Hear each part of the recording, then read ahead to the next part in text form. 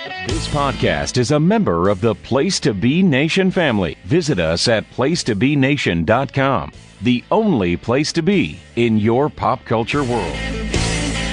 Here comes Johnny B. Bad, and you don't want to make him mad. He's as pretty as a picture. He looks just like Little Richard. Hey, Place to Be Nation. What's going on, amigos and amigas? I am Greg Phillips of the Hard-Traveling Fanboys. With me, as always, in our extended L-shaped studio in Vancouver, British Columbia, is Nick Duke. Nick, how are you on this chilly evening? I'm doing well, sir, and then you may wonder why the studios have been extended. We had to fit a couple more warm bodies in here this evening. That's right. If there's one thing that we know about, it's warm bodies. Living in the deep south during most of the week, as you all know, except for the one day a week that we sojourn to the great wide north. So joining us here, making his multiple time, he's been here multiple times, what I'm trying to get at here. Plenty of times, lots of times. Host of the Sellers More than once. podcast, Russell Sellers. Russell, welcome to the studio. It's always nice to come here and cuddle with you two gents on these chilly evenings. And not to tell tales out of school, Russell ain't wearing no goddamn pants right now. I came prepared. That's right. And That's a shoot, brother. And I have a feeling that Russell feels particularly at home in our studio this week. For some unknown reason, It's yes. cozy. And with us making only his second And his first since our legendary Orlando podcast, where we recorded live on location on tape delay from Orlando, Florida. That's right. The illustrious, the eloquent, the loquacious Yes. Andrew Chandler Fraser Garner, The Mr. 17th. Garner, the 17th. How are you, sir? I'm well. Thank you for that intro. I appreciate it. It's been a long damn 3 months, son. It has. I feel like a lot's happened in these 3 months, you know? We've loved, we've lost, we've... Laundered. Yes, we've... Been on drunken vacations. Some of us have revealed laundering in the past. I'm Hey, not whoa! doing anything. I'm not telling Whoa! tales. Good Lord! Let's move on. Push it down the road, brother. Speaking of shoots, Kayfabe! Kayfabe! Speaking of kayfabe, we're going to kayfabe you guys into thinking that we are knowing what the hell we're doing. Because right now we're bringing to you a regularly recurring program that we like to call Off the Page. Now, what is Off the Page, you may ask? Off the Page is where we review a piece of comic book related media that is not an actual comic book. It could be a movie, it could be a TV show, it could be a video game, or in this case, even a card game. That's right, ladies and gentlemen. We are venturing into the world of deck building games because we have got our hands on the DC Comics deck building game. Many people don't even know this exists. We didn't know it existed until Nick happened across it. How did you even come across it, Nick? So there was a, I forget the name of the store. It's a fairly big chain apparently out in the north and the west, which has very few establishments here in the southeast, but the one in Auburn was going out of business. And it's kind of a, Hastings. Sounds right? yes. Hastings was going out of business, and it's basically a giant like pop culture store. They specialize in comics, DVDs, just any kind of nerd merchandise, things of that sort. And I went in there one day because my wife was getting ready to graduate from Auburn University, which was one of the worst financial decisions I've ever made in my godforsaken life, but that's neither here nor there. The point is, if there is a point, that I came across this card game here on clearance for like 45% off while the place was going out of business. I said, I like DC Comics and I like card games. Why not? And so I picked it up. And it is a card game developed by Cryptozoic Entertainment. And one thing I found out, Greg, about this card game is apparently this Cryptozoic has not just the DC Comics license, but they have licenses for a number of other famous properties, to include something like the Lord of the Rings series. And they develop these cards that all have common backing. So theoretically, if you wanted to, you could combine your Lord of the Rings and your DC Comics game into one giant conglomerate. But as you know, Nick, I believe in sectional plates. That's true. And thus, I like to keep my properties separated so that they're in an orderly fashion. You got to keep them separated. That's Hey, exactly hey, hey. right. Now, Nick also bought some Pay no expansions mind. onto Yeah. this game, so we're Also actually on playing. clearance, yeah. We're playing with one of the expansions for this episode. That's right. We're going to see how this goes because you guys are going to listen to us play a card game. Which could be terrible. Yes, But it doesn't matter, because even if it's bad, you're going to listen to it anyway, damn it. yeah, we've proven that if you can put up with any of our shows, you can put up with this one. So And plus, if you sit through this all the way to the end, you get to hear the theme song again, which is really all you... honestly, that's the that's only all reason you we're came here to doing hear this. anyway. There's no point in us actually having material to fill in between at this point. So anyway, Russell, Garner, you guys have joined us in the past for this game once, and then we played it a little bit tonight before this recording to kind of refresh our memories on what our thoughts are on the game. Let me start with you, Russell. How long did it take you to remember how to play this damn thing?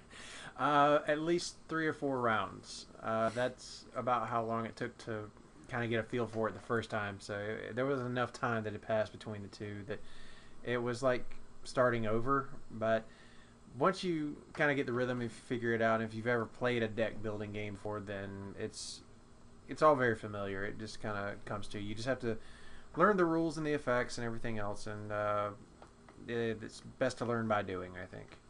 Yes, I'm going to get to you in just a moment, Garner, but I was going to interject here and say the premise of this game is basically, well, there's a couple of different premises. The one that we're playing with is the Forever Evil expansion, which I'll get to in a moment. The basic idea is each person picks a different hero, and that hero has certain abilities that help them out through the course of the game. Each person builds their own deck, so to speak, during the course of playing the game. And the goal is to acquire victory points. And you do this by obtaining powerful cards like certain villains, heroes, things of that nature. And pretty much it's a who's who of the DC universe. You got villains from Dr. Sivana and Black Adam and so forth to Green Lanterns, including Kyle Rayner, Hal Jordan, etc. Even to the more obscure characters in the DC universe like Strife. So there's a Plastic lot of... Man. And the Great Plastic Man, yes. So, and you got location cards. You got various cards that will allow you different abilities. We'll talk about those as we play through a round or two. We're not going to play an entire game, I don't think. But Garner, what did you make of trying to remember how to play the damn thing? Well, I was trying to remember the first time I played it a while ago. And About a year ago. It was about a year ago. It was Suicide Squad weekend, so whenever Suicide Squad was released in August of last year, 16. Yeah, it's I just totally forgot how to play it. Yeah. I mean, that was my problem in that first game. Other than, well, we won't go there. But yeah, I was trying to put the two together, and it was hard for me to follow what to do with the cards and situations. And luckily, in our second game, y'all lent a helping hand, and it was a lot better for me. So yeah. Yeah, it can be overwhelming, and I'll say that as well. It had been the same time since I'd played it, and it took me quite some time to remember it and get the hang of it again. But there's a lot of moving parts to this. There's a lot of things to keep in mind, a lot of numbers involved as well, a lot of moving parts, so to speak. But what we are actually playing with, there's what he referenced, our second go round tonight. There is actually a cooperative mode to this game as well, because it's mainly competitive, but there is a version that is the Crisis expansion, and it basically turns it into a co-op game where you are attempting to defeat various supervillains, and it is hard as hell. Would you agree, Nick? Yeah, so the basic premise is that you have a certain limited number of cards in the overall deck that all players are pulling from, and you have certain conditions that must be met to remove these crisis situations and these supervillains from the board. And it's a race against time. You have to be able to remove all the crises and all the villains before your deck runs out. And I don't believe I've ever been able to do it in a cooperative setting. No, it's very challenging. Interestingly enough, Crisis mode does have a solo mode you can play in. And I think I've been able to beat that once, but in a multi-person setting, never happened. And then what we're playing with is the Forever Evil expansion, and tell people about that, Nick. Basically what that does is it takes the game and inverts it. In the normal version of the game, you play as a superhero seeking to defeat supervillains, and in this one you play as supervillains seeking to defeat superheroes. There are some other minor differences that I feel like we'd be getting into the weeds for at a certain point, but yeah, that's basically it. It's just kind of inverting the game from a very basic, I guess if there is a plot line perspective. That's right. And, we encourage anyone that buys and plays this game to invent their own storylines and plots and do voices for all the characters. Voices not unlike voices that you may soon hear right here on the Hard-Traveling Fanboys when we present Place to Be Nation Theater just around the corner. And with that... Like Happy Harbor, for example. Like, I'm fucking main evented in Happy Harbor. Went 60 minutes with Baron von Ratchley, then stuck his bald head straight up my ass. Or say that you're talking about Despero, for instance. Now, what is a Despero, for God's sake? Listen, I talked to Despero before the show. He said I can call him a damn villain. I don't have to call him Despero. Now, that is not a problem I am fit to deal with right now. It's not my issue. Certain Richards are going to call attention to this fact before or after the show. But I don't want to tell tales at school, but did somebody mention putting a head up someone's ass? And that's just a sample of what could be coming your way. But I don't mean to tell tales out of school. With that being said, anybody have any pre-game thoughts before we launch into a game of this Forever Evil expansion? My only thought is it could be exceedingly boring to listen to, but I don't really give a shit at this point. If you've been listening for more than a year, I think you understand this podcast is essentially produced for an audience of two. And this audience of two said we're going to do it, so god damn it, pal! We're going to move forward. And Very well. So, with all that being said, we're going to start playing right now. Who wants to start? I already went. I went while you were giving your overdrawn monologue, so it's Russell's turn. Is it now? Awesome. Yep. So what are we going to talk about while we actually play the game? Yeah, listen, you're the one that had the idea to do this. Listen, nobody asked you. I'm noticing there's a lot Literally more cards. just asked. Oh! Sir. There are a lot more cards in my hand than normal. Why? I don't know. You only draw 5. This was given to me. Yeah, that's your deck. So the way this game starts is you're given 7 punch cards and 3 vulnerability cards. The vulnerability cards, they do nothing. They do nothing, yes. The 7 punch cards each have a power of +1. You shuffle these 10 up, you draw 5 at random, and you use these powers, these +1 powers, like for example, a hand of 5 punches would give you 5 points. And you spend those points on cards that you can buy from a lineup of 5 cards in front of you that have varying point values and varying abilities. Once a card is purchased, at the end of that turn, that is replaced with a new card from the main deck, so on and so forth. And just to give people an idea, I'm going to read up the cards that are currently on the table for them. We've got the cards in the middle are Happy Harbor, and this is a location card. What location cards have the advantage of is they can stay in play the entire game if you win them. So basically, in the case of Happy Harbor, it's an ongoing thing, and so you get a +1 power for each hero card that you play. Now, we've also got Bizarro Power, which is a superpower card, and what that does is you gain 4 power. It gives you +4 power, and you gain a weakness. Now, weaknesses are your downfall in this game, because weaknesses take away from your overall victory points, which is what you're trying to accumulate. Then you've got Despero, which is your villain card that we mentioned just a minute ago. And in that case, if you win this card, you can draw 2 cards and choose a foe. And that foe discards a card with a cost of 1 or greater. So these are a little bit different than what we played with before. Grid is also on here. He's another villain card. And he has +1 power. And you may put a villain or equipment with cost 5 or less from your discard pile on top of your deck. Now, if this sounds really complicated, it is. Yes. Yes. It is the anti-David Sunday game, is the best Very way to much describe so. it. David, I know you're listening, and I have fond memories of the first time you played this game. When you played one hand, you said... And I sighed plenty today. Yes. Garner filled in the role. Garner was here with you in spirit, David. Garner, what were your thoughts when we completed the first couple rounds of this game? Screw it. I said, hell with it. Fuck it! I was pretty damn frustrated, actually. He didn't make it. Didn't make it. No, actually, he made it 3 games, I think. Two or Right three now, games. as I hike up my shorts, what what I'm about to do right now is have you already went your turn? I have gone. Yeah. It is your Russell turn now, went. Greg. So what I'm going to do is I've got a hand of 5 right now. I'm not supposed to tell them what my hand is, I guess, but it doesn't really matter. That doesn't. So Play it all. I've got 2 vulnerability cards, which do jack squat, and I've got 3 punch cards, which allow me to have 3 points. And right now, the only cards on the table that are less than 3 points in value would be the recently added Cold Gun, which is an equipment card. It offers +1 power, and you may put a frozen token on a card in the lineup. If you do, remove it at the start of your next turn. Now you may be asking yourself, what is a frozen token? Which is the same thing I am asking myself as I Thumb through the thumb through the instruction rule book. manual. As we foolishly... Here we are. Frozen tokens. Cards with frozen tokens on them cannot be bought or gained. A frozen token does not protect a card from being destroyed should a card cause a card in the lineup to be destroyed. A card may have multiple frozen tokens on it. So basically, For the each token, advantage it's is... Yeah, you can frozen keep for a that round. You can kind of keep it as like a... as a keepsake for yourself. The other card that is available is a villain card that I can buy anyway. It's a villain card called Grid, which is available for 2.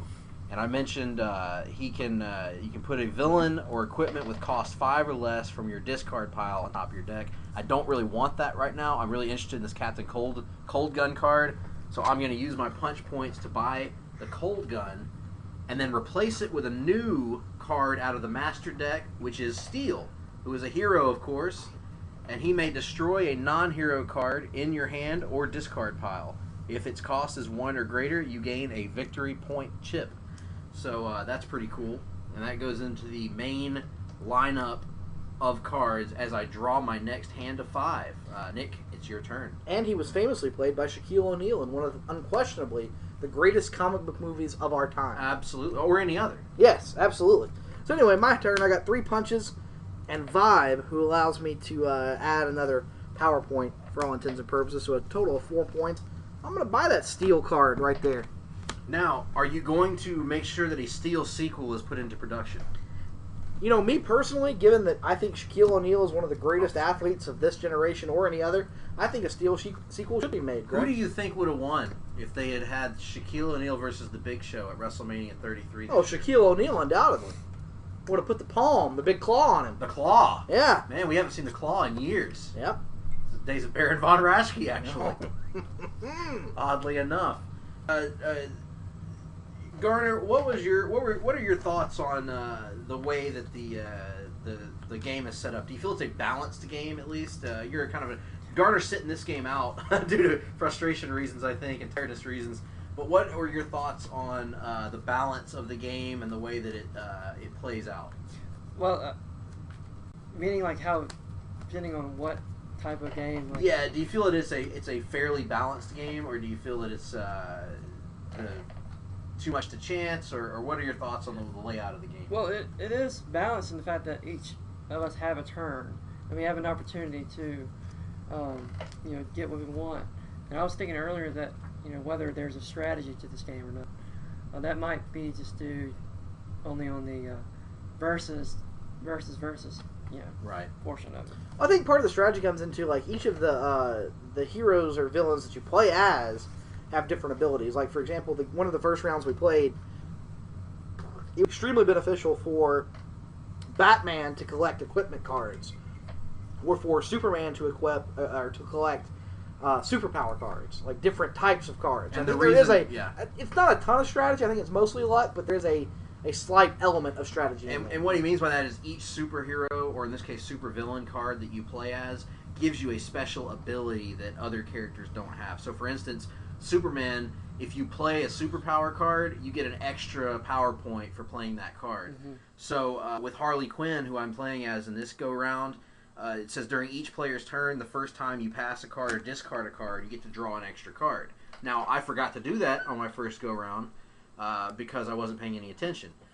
Russell playing as Sinestro, which allows him when one or more foes... You read it, Russell. You know Yes, what you're doing. when one or more foes fail to avoid an attack, you gain 1 victory point. The first time you gain victory points during each of your turns, you draw a card. So, I don't know if we've explained this, but victory points are tallied up at the end of the game, and that's how you determine the winner. Right. Of Each of card these that you rounds. gain throughout the game has a victory point victory point allotment attached to it, and you add up those victory points at the end of the game to determine the winner. And of course, the cards that you start with at the beginning of the game, which are your punches and vulnerabilities, They have have nothing. zero victory cards. So you absolutely must collect other cards. 0 dimes. Yes, you So, will. is it my turn? It is mine. And I will play.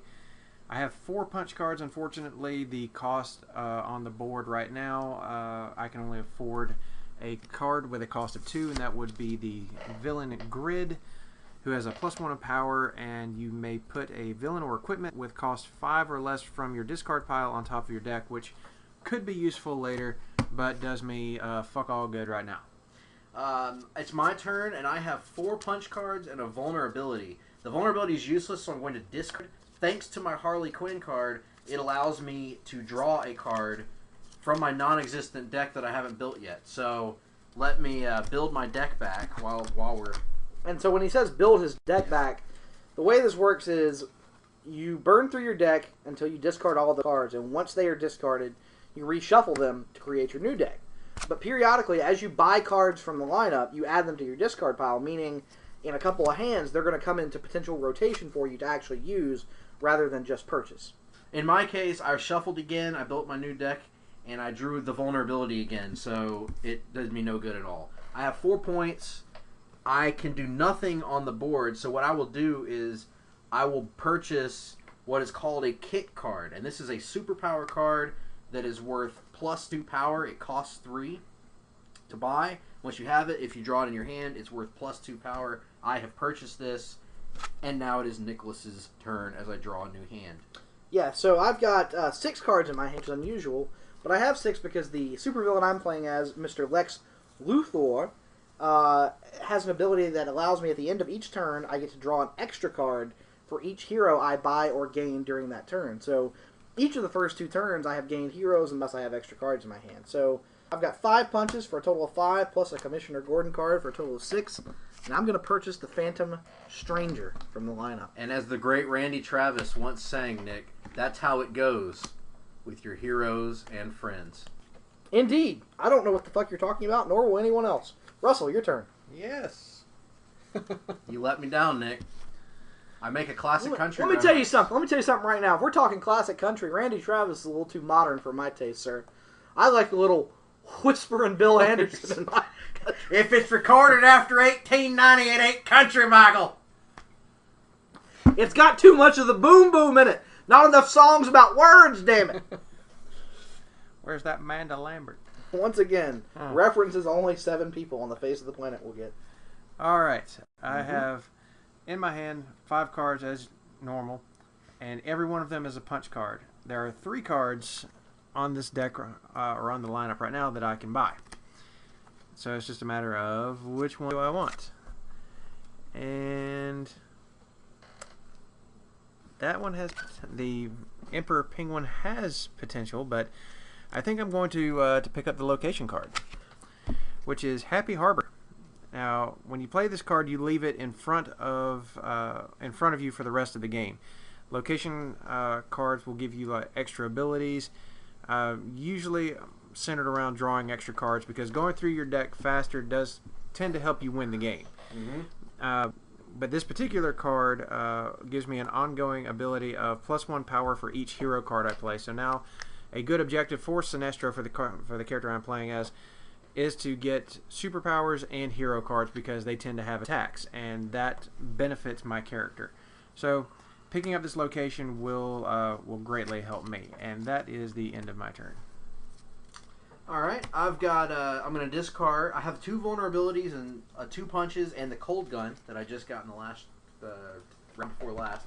I'm going to discard a vulnerability and draw another card because of my Harley Quinn ability. It gives me an extra power, punch. So discard my other vulnerability. I've got 3 punches plus the cold gun, which is another power point. So that gives me a total of 4. So I will buy Emperor Penguin and your favorite character. My favorite character, and I'll buy Kick as well for 3. And I'm going to put a Frozen token over Power Girl to stop the hero hoarding from Nick. So I'm going to put them right over her bosoms. Yes, that's good. And What are you putting right over her bosoms? My bar.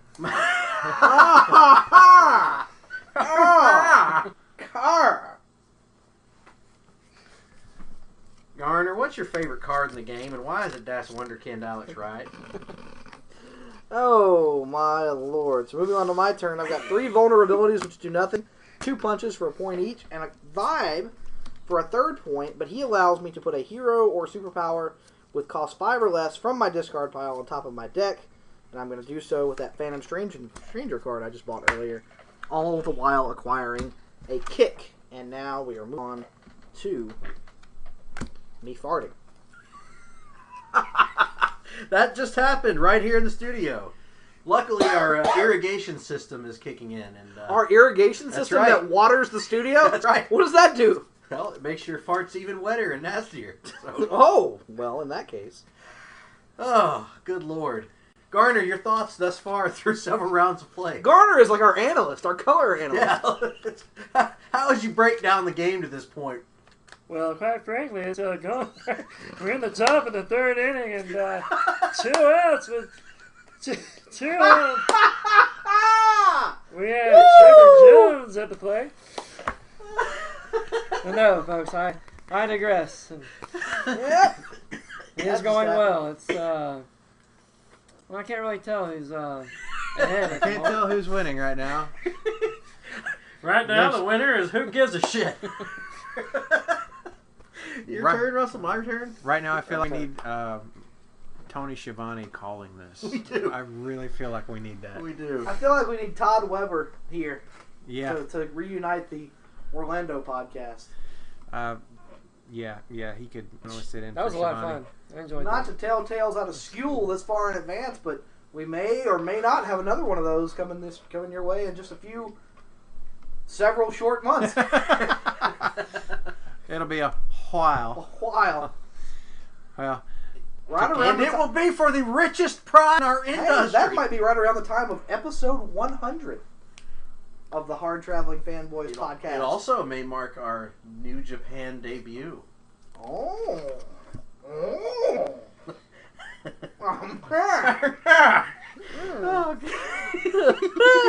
So anyway, folks, before we... This is just turning into sound effects. I don't have anything other than... Right now, I've played 2 punch cards and the villain Grid, who just gives me an extra power. So basically, he's... I'd rather play a card game than level 1. This could be the nerdiest thing we've done yet. No, No, not even approaching the fantasy draft. No, the fantasy draft and when you guys hear the theater, you'll understand. With pick number 114. I select the Wonder Woman hippo. Oh God, off the rails we go. And again, Grid is basically just another punch card. Yeah. He does nothing at the moment. But I will play a Dr. Light card, and this is where I'm going to use the ability that my character Sinestro has. Because when one or more foes fail to avoid an attack you play, I will gain 1 victory point. So, I have no locations in my control. yeah, and the Dr. Light card says I draw a card and choose a foe. So, for this particular time, I will choose Nick. Uh-huh. And the attack is that foe puts a location he controls into his discard pile. You cannot do that. That's right. And since you cannot avoid the attack, I gain 1 victory point and draw another card. Get him a chip. Wait. I have a defense card, sir. Do you? I do. Oh. Now, defense cards give you the ability, as you might imagine. I may discard this card to avoid an attack. If I do, I gain 1 victory point. Satan's Revenge. The tables have turned, darkness. Lightness. Lightness. Lesson. Dr. fucking Light. Not where it counts, sir. Well, fair enough. So defense cards are used to defend, as you might imagine, against attacks. Now, I am back up again, and I have another vulnerability I'm going to discard. I'm going to draw another card out of my pile. And hey, I got the cold gun again. And by the way, that frozen card goes off of Power Gale now. and I'll discard this other vulnerability. And once again, because of the punches and the cold gun, I only have 4, so I'm going to have to draw another kick, and I'm going to put that power thing right back on her bosom. So, Did you play the cold gun? yep, I did. It's right here. Okay. He is determined for no one to have Power Girl because he really just wants to keep looking at her. That's right. But he doesn't want to spend the money to buy her. Amen, that's right. You're blocking my view, sir.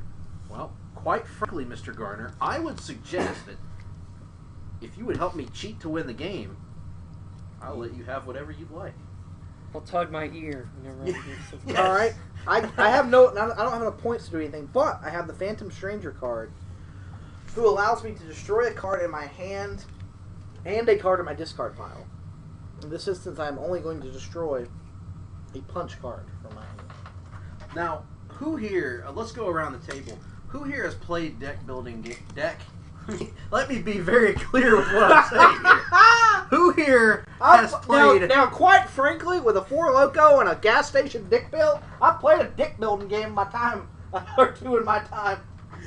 Who here has played a deck building game in their past?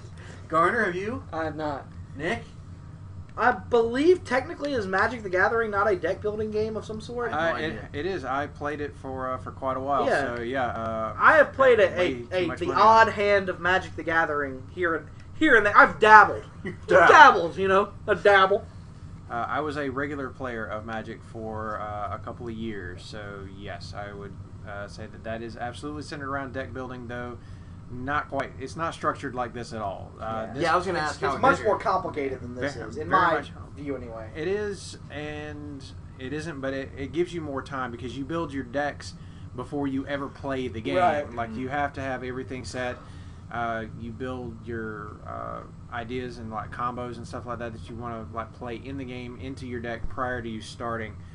This is built around the idea of starting completely cold, and you're building your deck as you go. Like, the object of the game is to build the best possible deck, which is similar and yet very different from that. So, but in any case, I've only played the Family Ties deck building game.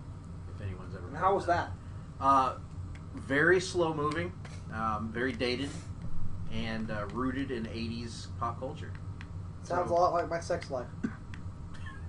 Your sex life is rooted in 80s pop culture? Absolutely. Sir, you are aware that I own a pair of red and yellow leggings, are you Yes. not? I am aware of that, actually. I'm aware of a lot of things. That, Do tell. well, quite frankly, I've heard that at certain moments, you've been known to yell, "You have both?" Now wait, whoa! No, again, no! Tales out of school. My wife does not have both, for the record. I wasn't. We weren't who talking said about anything her. your wife? You, sir, are... You, Eric Bischoff, are a liar. Sorry. Is the road crooked or straight? Yes. Is the road crooked or straight? If you thought our Avengers podcast went off the rails, I bet you're loving this one. Whose turn is it? Mine? I don't know. I Who think gives I a think I'm shit? going next. So yes, I just have these 2 vulnerability cards. Useless.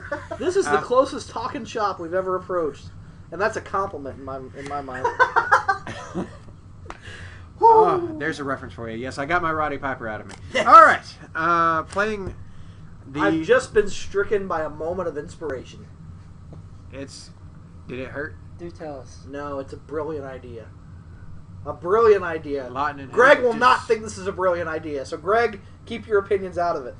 Oh. Speaking of the talking shop inspiration, our next largest podcast ever to be recorded live on location from the Duke Depot on December 9th, the night of my 30th birthday party. This is a terrible idea. This is a wonderful idea. Yes. Yes. Yes. The odds of something inflammatory being said on this podcast that will get us kicked off the Yes! Place to Be Nation and me humiliated for the rest of my life are very, very high. Astronomical. So that may be the first ever edition of the Hard-Traveling Fanboy. Because this fanboy ain't gonna put his career on the line, my friends. We'll have the 7-second delay. Todd Weber will have the 7-second delay in the truck. Todd Weber would that is under the impression that Todd Weber would be willing to actually listen to the entire show before editing. Now, quite frankly, that's your opinion. And that is, I would not wish that upon my worst Where are enemy, we? including It the is current Greg's listeners. turn. So, I have 2 punch cards and 2 kick cards and a vulnerability. I'm going to discard the vulnerability. I'm going to draw another card, and it is Emperor Penguin. When you destroy this card in any zone, gain 2 victory. Now, Nick, I'm going to need you to explain what the hell this means. Well, when you destroy the card, In any zone, what does that mean? I would assume that would mean your hand or your discard pile. Anywhere you destroy it from. How do you destroy it? Well, quite frankly, With for another card example, that's I have a destroyed. card like Phantom Stranger, which allows me to destroy a card in my hand and or Oh, I discard see. It pile. will be a different card that will have that effect. So I just- see. You'll have to use that in combo with something else. That's why it's such a cheap card. Well, I won't. I can't use it for anything. So I've got a total of 6 points with the kicks and punches, and so I can buy pretty much any damn thing on the board. What I'm going to buy is this the hero Power Girl. card of Power Girl that I've been waiting for. The truth is, he just wanted it for himself. Dirty, in the hand. dirty boy. Oh my boy! Aha! Love that Connie. Yeah. Moving on Prices- to me. I've got 3 punches, may vary. a kick to make a total of 5, plus this vibe for 6, and I can put a hero with or a superpower that costs 5 or less from my discard pile on top of my deck. And I will do that with the Phantom Stranger. So I've got the 6 here, and I'm going to use it to buy. What am I going to buy? Buy the Despero. He's finally bought Despero, for God's sake, off of the table. Absolutely. Moving on. All right. I'm back up, and Nick is adjusting himself. Nick had a... Nick also made a Beavis-like noise as he did so. A wild hair Sometimes you get a little itch. down there. In Down the where forests you of ask? Vietnam, I've seen a lot of things, my friend. You know where. And I just put down a straight flush. I mean, 3 punches and a grid, which is to say basically 4 punches. Now, are any of these punches tongue punching a fart box? No. Hello. Wait a minute now, is the Power Girl involved here at all? Oh, good lord. That would be We a have different... devolved quickly from deck building games into tossing the salad of a non-existent superhero character. So, Off the rails we shall go. you're the one talking about tongue punching the fart box of a superhero. You all the while brought it up. concerned about what I may or may not say You brought it up! 6 months from now, 5 months from now. You can go ahead, sir. I have nothing. Let's lower the volume a little bit, sirs. I would welcome you to use our indoor voices when we're talking on a recorded podcast. You know what I tell my wife all the time? I stole the line from Chappelle's show. Better use your inside voice before I put you outside. She'll love that when she hears it. Which she'll never hear. She'll never hear it. She doesn't listen to our show. Damn it. I just drew a vulnerability card again with my power, which does me nothing. So I've got 5 points with 3 punches and 1 kike. And so I am going to look at my card options here. Royal Flush Gang, which is a villain card. Draw 2 cards, then discard 2 cards. Gain 1 victory point for each other Royal Flush Gang you play or have played this turn. Or Transmutation, a superpower. Destroy a card in your hand or discard pile and gain 1 victory point. You may gain a card from the lineup of equal or lesser cost than the card destroyed this way. I'm going to take that one. I'm going to take Transmutation and add it to my collection. I feel it could be a valuable resource as the game progresses. And we reached another end of a round. Garner, provide your analysis as Nick... Well, we're at the top of the... Excuse me, sorry. I put my drink down. We're at the bottom of the 6th inning. 2 outs still. And Greg has reached first base, and he's taking a big lead. Russell Sellers, he's in the windup at the moment, and excuse me, I have a little frog in my Hey, how about we take a caller? Hey, Skip, Well, I want to know what the GM's going to do about putting this new roster of cards together. Well, I don't know what he's going to do with this roster of cards. How the hell should I know? Next caller. Ma. Coming to the next installment of Place to Be Nation Pop Comic Book Theater. Andrew Chandler Fraser Garner as Skip Carey. That should be a thing. Yes. I wasn't joking. You suffer from a negative worldview. There it is. There it is.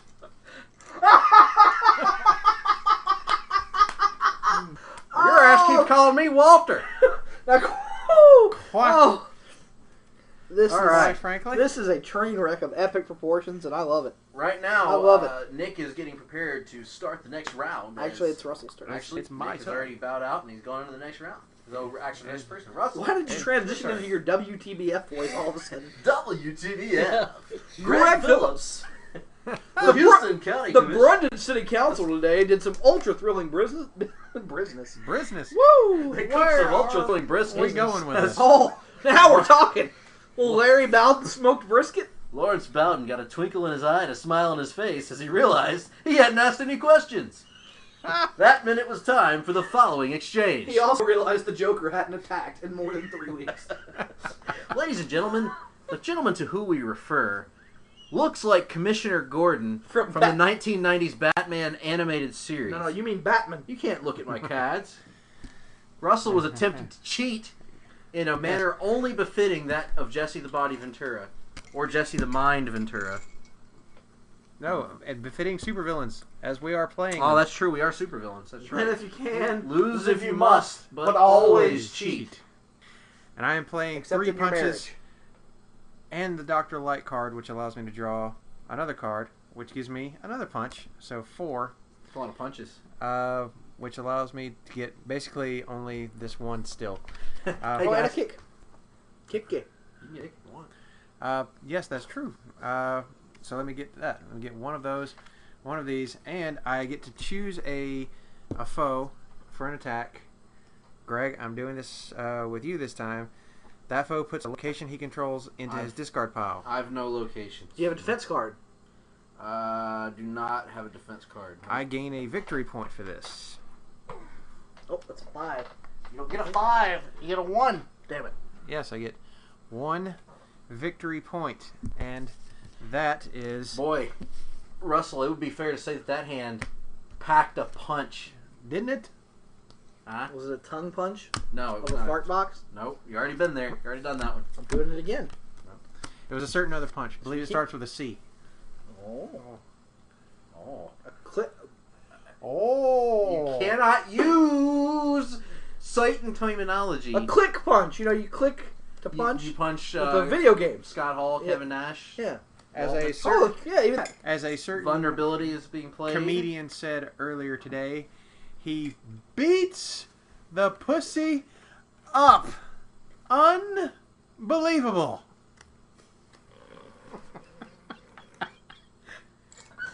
Really pushing that mature rating on this one, folks. There ain't no subtlety in that song. I have a hand that encompasses Cold Gun. Everyone's, and we never did replace the damn. After 3 rounds of 50 Cent, you look terrible. The Cold Gun power, which I'm going to put the frozen thing on top of. What has the most victory points would be this one. I'm going to put it on top of Ultra Super Power Band, whatever the hell that thing Ultraman. is. Yes. So From Earth 3. Cold Gun for 1 power. For 1 power. I am going to get Power Girl to add 3 on top of that would be 4. I have no ability to destroy this card, so it does nothing. I've got an extra power for Punch, so 5, and then 2 for Kick for 7. And I How did you will wind up with 7? That don't seem right. What do you know about that? Kick, It's 3. Punch, 4, 3 5, for 6. Power Girl. Oh wait, and 1 for the Cold Gun. Oh, it don't sound right. Oh, I'm gonna whine. I'm gonna whine and moan. Take the I'm damn whine. card, for God's I sake. don't know what I'm getting. Constructs of You want Fear. this. Each foe discards 2 cards. That's what I'm gonna do. Ooh. Ooh. All right. Oh, wow.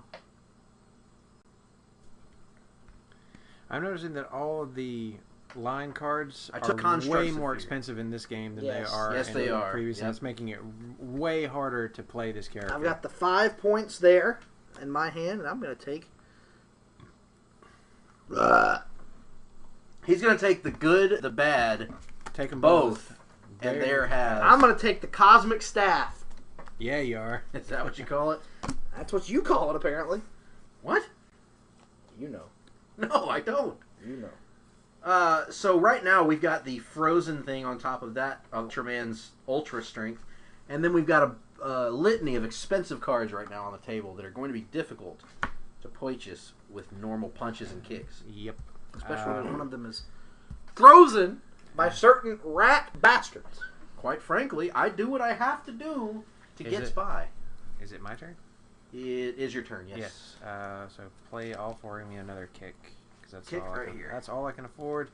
And I can't afford no more.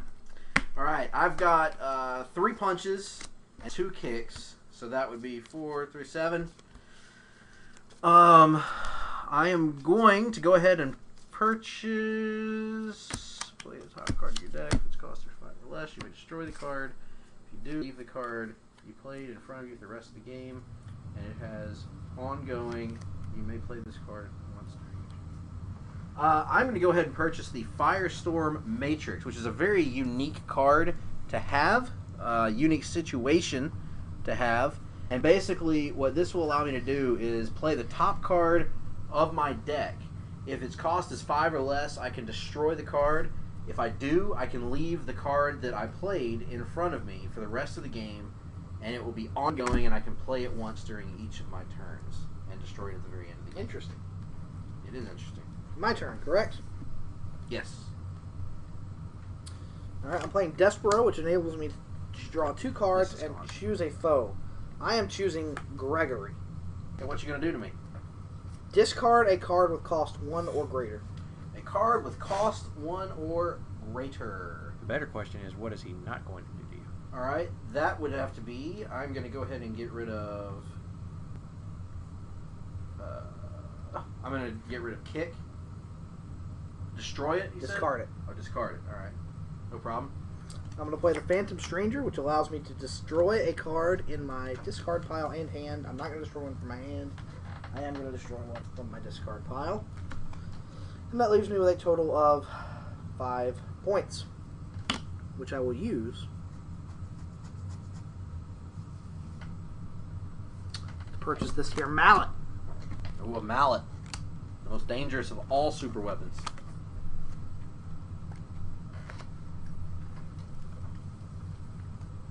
That is a 7. It took us this long into the podcast for there to be a prolonged empty silence, so I think we're doing well. Yeah, the prolonged empty silence inside all of our hearts. Garner, let me ask you a question during the prolonged silence. Sure. What's the best idea that's ever been come up with on the show, and why is it the December 9th live broadcast from the Duke Depot? It is going to be. It is the best idea that y'all have come up with on this podcast. I think it's going to be an amazing night.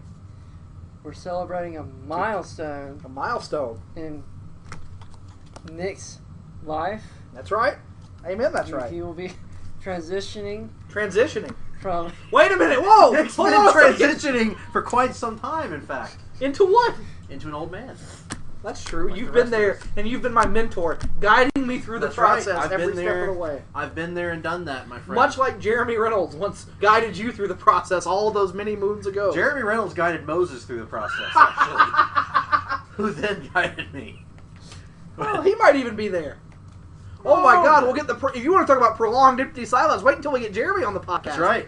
Jeremy can regale us with stories of the X-Men past. And how the continuity just isn't that complicated. We've got to get him on an episode of Conversation Comics. Yes. Oh God!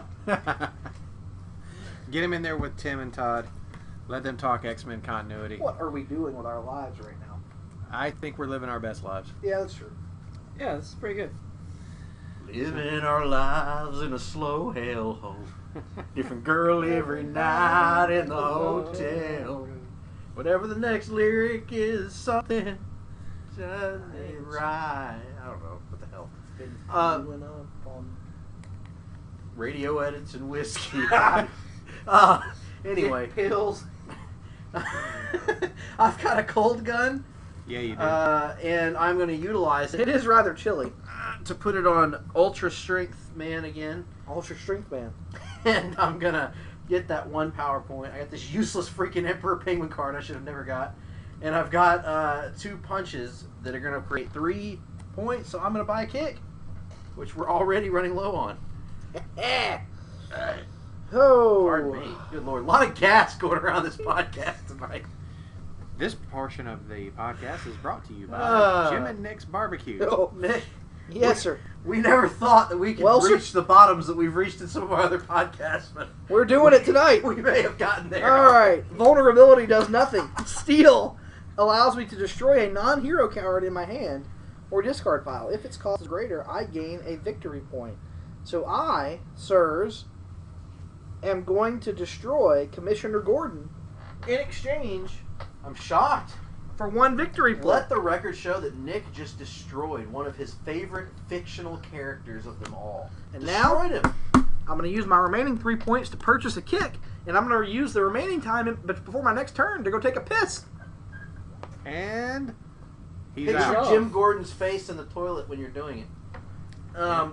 Well, I guess we're in the 7th inning stretch, folks. So, you know, as we sit here and you prepare for your turn, Russell, Yes. we've made it through several rounds here, and what we're seeing is we're all trying to accumulate cards, and it's difficult because this version of the game is a little bit different from what we played earlier. So Nick's doing well, Russell's doing well, I am not doing very well. I do not have the victory points that they have, so it's been a bit of a rough go of it for old at gphillips8652 on Twitter. And by the way, Nick is at Nick Duke 87. Russell is at Russell_sellers. And what is your Twitter account, Mr. Garner? At Alabandrew. Alabandrew. Andrew. That's right. Not unlike Bama Greg Bama, which is printed on the back of Greg Phillips' belt. Not that one. Not that particular belt. No, but I do have a belt with that printed on it. Absolutely.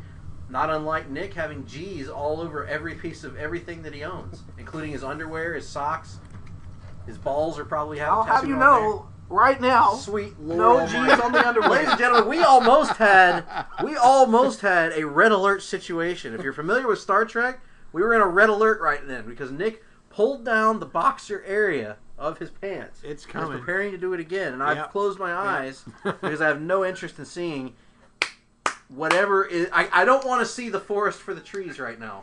Is what I'm getting at. Folks, have you ever bought a small container of white Tic Tacs? Better, a button you on have. a fur coat. That's right. So, ladies and gentlemen, as we go around, let's start telling people what our impressions are of this game. Nick, your thoughts? I enjoy it. It's kind of outside my wheelhouse, so to speak. Deck building games or dick building games even are not typically something I engage in, but this one, I guess it's because I like seeing the different. Because that's one thing we probably should mention that we haven't mentioned. The card art used for this this game is pretty much entirely pulled from the New 52 era of DC Comics. And while that may cause some groans of consternation in some out there, the art itself, for the most part, is pretty damn good. You got some good Jim Lee stuff in here. You got Ethan Van The Ethan Van Sciver. I mean, you got some really, really good art. So Since it is Forever Evil, you've also got a lot of David Finch in here. yeah, so you got some beautiful. I was speaking more about the game as a whole, but yeah, in this particular expansion, you just got a lot of really great art. So from that perspective, it's cool to look at, and plus, like, I'm kind of a brand whore for DC at this point. So anything you slap the DC name on, if it's halfway entertaining, I'm probably going to enjoy it. So I'd give it a thumbs up. It's worth checking out. And while I would say that it does have a bit of a learning curve at first, I think once you get the hang of it, it's pretty simple. It's not like it continues to just add complication on top of complication. Right. Based on what every expansion will have its own little rules. Little minor tweaks. Nothing know, that's going to completely shift the entire focus of the game or anything like that. Russell, your thoughts? I really enjoyed playing this one. This is actually one of my favorite of our group gathering games whenever we all get together, and we typically do get into board games or card games or whatever. This is one of my particular favorites. We also enjoyed that Justice League, the Axis of Villains, which we wrote a board column game. about many moons ago. Yes, that's a fun game too, but I think I actually preferred this one. Yeah. Because it gets you more into the... well, and that one is limited to 4 players, whereas this one could theoretically expand, I think, up to 5. Okay. 5 players can get in on this, which is, a little bit more involved, but there's also a lot more that goes on in this game instead of just trying to move around a board. There is real, genuine strategy that goes into this as you go along, and your strategy has to evolve as you build your deck. Speaking of which, I am playing my turn right now, which is going to allow me to use a few abilities that I haven't been able to up to this point. Now, I have the basic punch and kick cards, so that's 3 shots, and a grid card, which I still can't use the actual ability for because I don't have a piece of equipment, or let's say put a villain. I may have a villain in my... I do not. So a villain or equipment is not in my discard pile, so I cannot use that, but I can still use it as a punch or as a power card. I can draw another card, which I've already done thanks to the Dr. Light card. And that gives me a, let's see, 3, 4, 5. That takes me up to 5 power. The location card that I've played, Happy Harbor, gives me +1 power for each hero card I played. Since I played Dr. Light and drew that card, that gives me another +1. But I also get to choose a foe, and I'm going to pick Greg again on this one. He has to put a location he controls into his discard pile. If he cannot do that, I get another victory point. He cannot do that, so I gain another victory point for this. I am also playing my Steve Trevor card, which says when you destroy this card in any zone, draw 2 cards and then discard a card. I don't actually have the ability to destroy the card, but it is played out there because of the Happy Harbor, giving it +1, which means 1, 2, 3, 4, 5, 6, 7 that I am now able to use. And I've gone cross-eyed. And I'm sure that was very easy to follow for all of you out there in listener land as well. It was not. It was not even easy for me to follow, and I'm sitting here looking at it.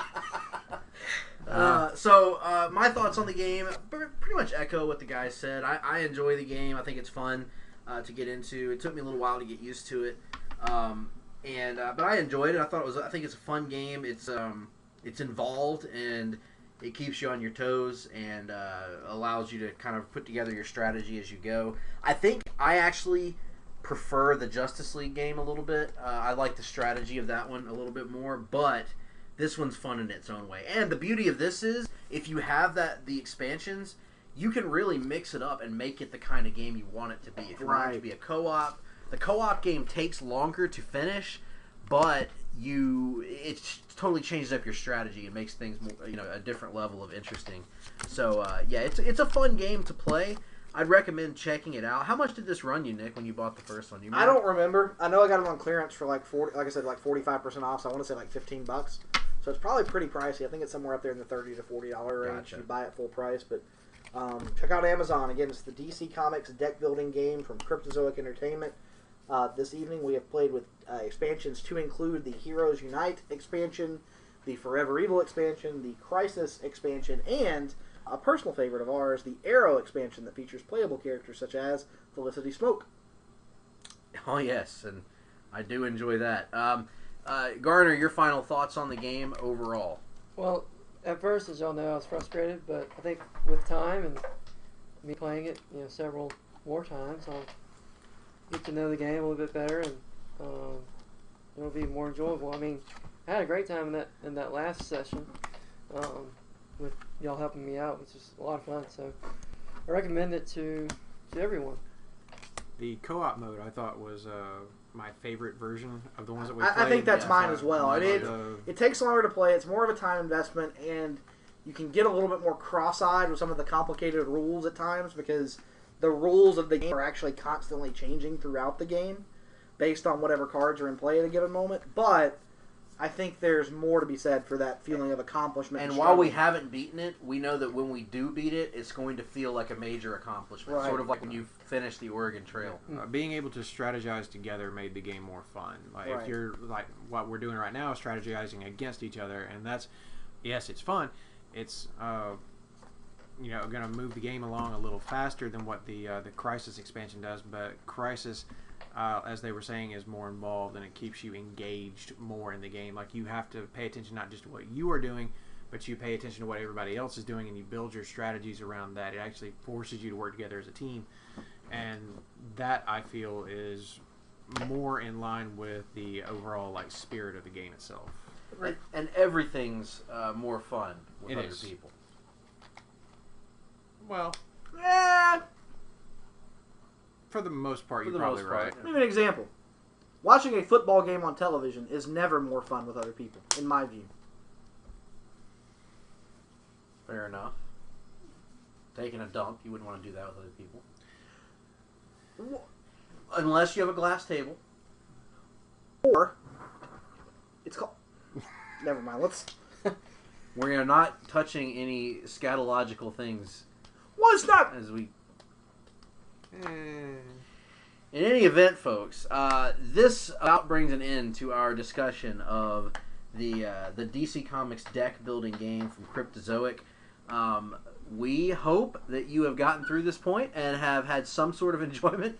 It probably would have been better if we were doing a video podcast of this so you could see what we've been doing instead of just hearing us try to explain to you what we're doing with cards. But we'll literally never do that. No, it's never going to happen. Nobody wants to see our faces, not even us. No. So the mirror is one of my least favorite things in my apartment. So, and as we should remind you, I ain't got no goddamn pants on. That's right. Ain't nobody want to see that. Y'all think I'm working, but that's a shoot, brother.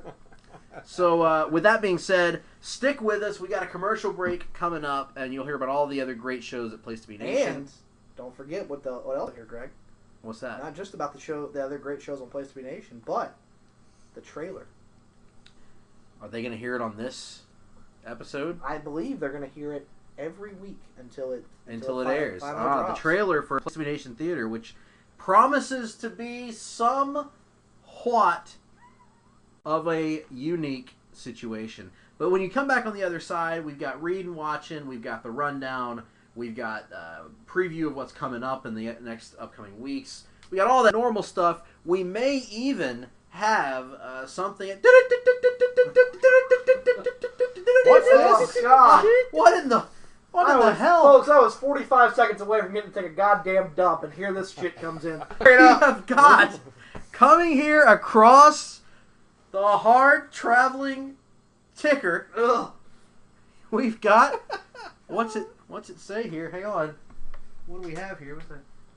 Distributed. No, that's by just the water Publix bottle you crinkle into the Supermarket. microphone occasionally. Greg No, Phillips that's special. not it. That's not it. No. Ho Ho Loon, still employed by World Wrestling Entertainment. And consequently still in the WrestleMania 33 program. That's right. And still doing jobs on NXT. Hey, we've added a third bullet point. So, what an outstanding update, ladies and gentlemen. There are noises right now from all areas of the studio. Our studio is falling in. We have not paid the bills in our studio for quite some time, so what you may be hearing is the shutdown that is imminent. Nevertheless, we hope you stick with us through the break. Come back, we'll talk about comics, we'll talk about TV, we'll talk about movies, we'll have all kinds of crap. We probably won't talk about TV, honestly. You don't watch TV. You don't watch Preacher. You do? You can talk about it? No, I don't want to spoil it for you. Who cares? You care. I do care. Nevertheless, we will get to that when we get to it, and in the meantime, ladies and gentlemen, stick with us. Promotional consideration paid for by the following.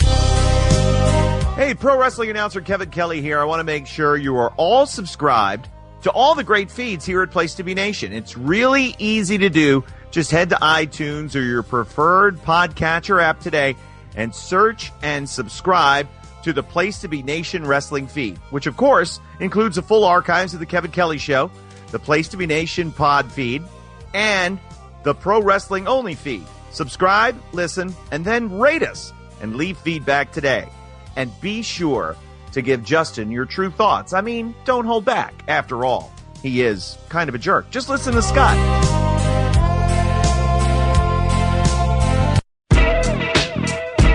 Place to Be Nation's JT Rosero and Chad Campbell here. We want to let you know that we have a ton of great podcasts available to you on iTunes, Stitcher, Google Play, and PlaceToBeNation.com, and we offer those to you on 3 great feeds.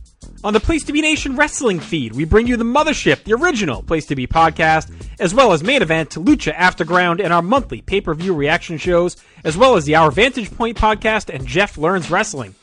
In addition to these full-length shows, we also deliver quick-hit pod blasts on topics old and new. Over on the Pro Wrestling Only feed, we dive deep inside the wrestling business with a stacked army of experts leading the way. The feed features potpourri shows such as This Week in Wrestling, Greetings from Allentown, Psychology is Dead, Puro Potpourri, Stacy and Elliot's Bogus Journey, and the Military Industrial Suplex. We also have shows that focus intently on certain topics like Letters from Center Stage, Space City, and NWA Classics on Demand Adventure, Through the Years, Strong Style History, Strong Style Story, and Mount Olympus. Plus, the feed has the full archives of legendary shows like Titans of Wrestling, Where the Big Boys Play, Letters from Kayfabe, and much more. And on our popular Place to Be Nation Pop podcast feed, we offer such great shows as the Glenn Butler Podcast Hour Spectacular, Rank and File, PTBN Dadcast, Go Home in a Box, NBA Team, and Lucha Undead, as well as a veritable podcast heaven for comics fans with the Hard-Traveling Fanboys, Sellers Points, Todd Weber's Conversation, Geek and Sassy, and Imaginary Stories podcasts. You can find all of these current shows plus archives of our past podcasts, including The Kevin Kelly Show, as well by subscribing to all of our feeds on iTunes, and while there, be sure to rate and leave feedback as well. All of these shows, plus others, available on PlaceToBeNation.com, where we cover pro wrestling, sports, movies, comics, plus in-depth stretch projects and more. Be sure to support our site by using PlaceToBeNation.com/Amazon when shopping online, and download our free PTB Vintage Vault Refresh ebooks via the links on our site. We also want to thank our friends at Bonehead's Wing Bar in West Warwick, Rhode Island, and Fall River, Massachusetts, TheHistoryOfWrestling.com, and Scott Keats' Blog of Doom. Be sure to follow us on Facebook, Twitter, Instagram, and Tumblr as well. PlaceToBeNation.com, the only place to be in your pop culture world.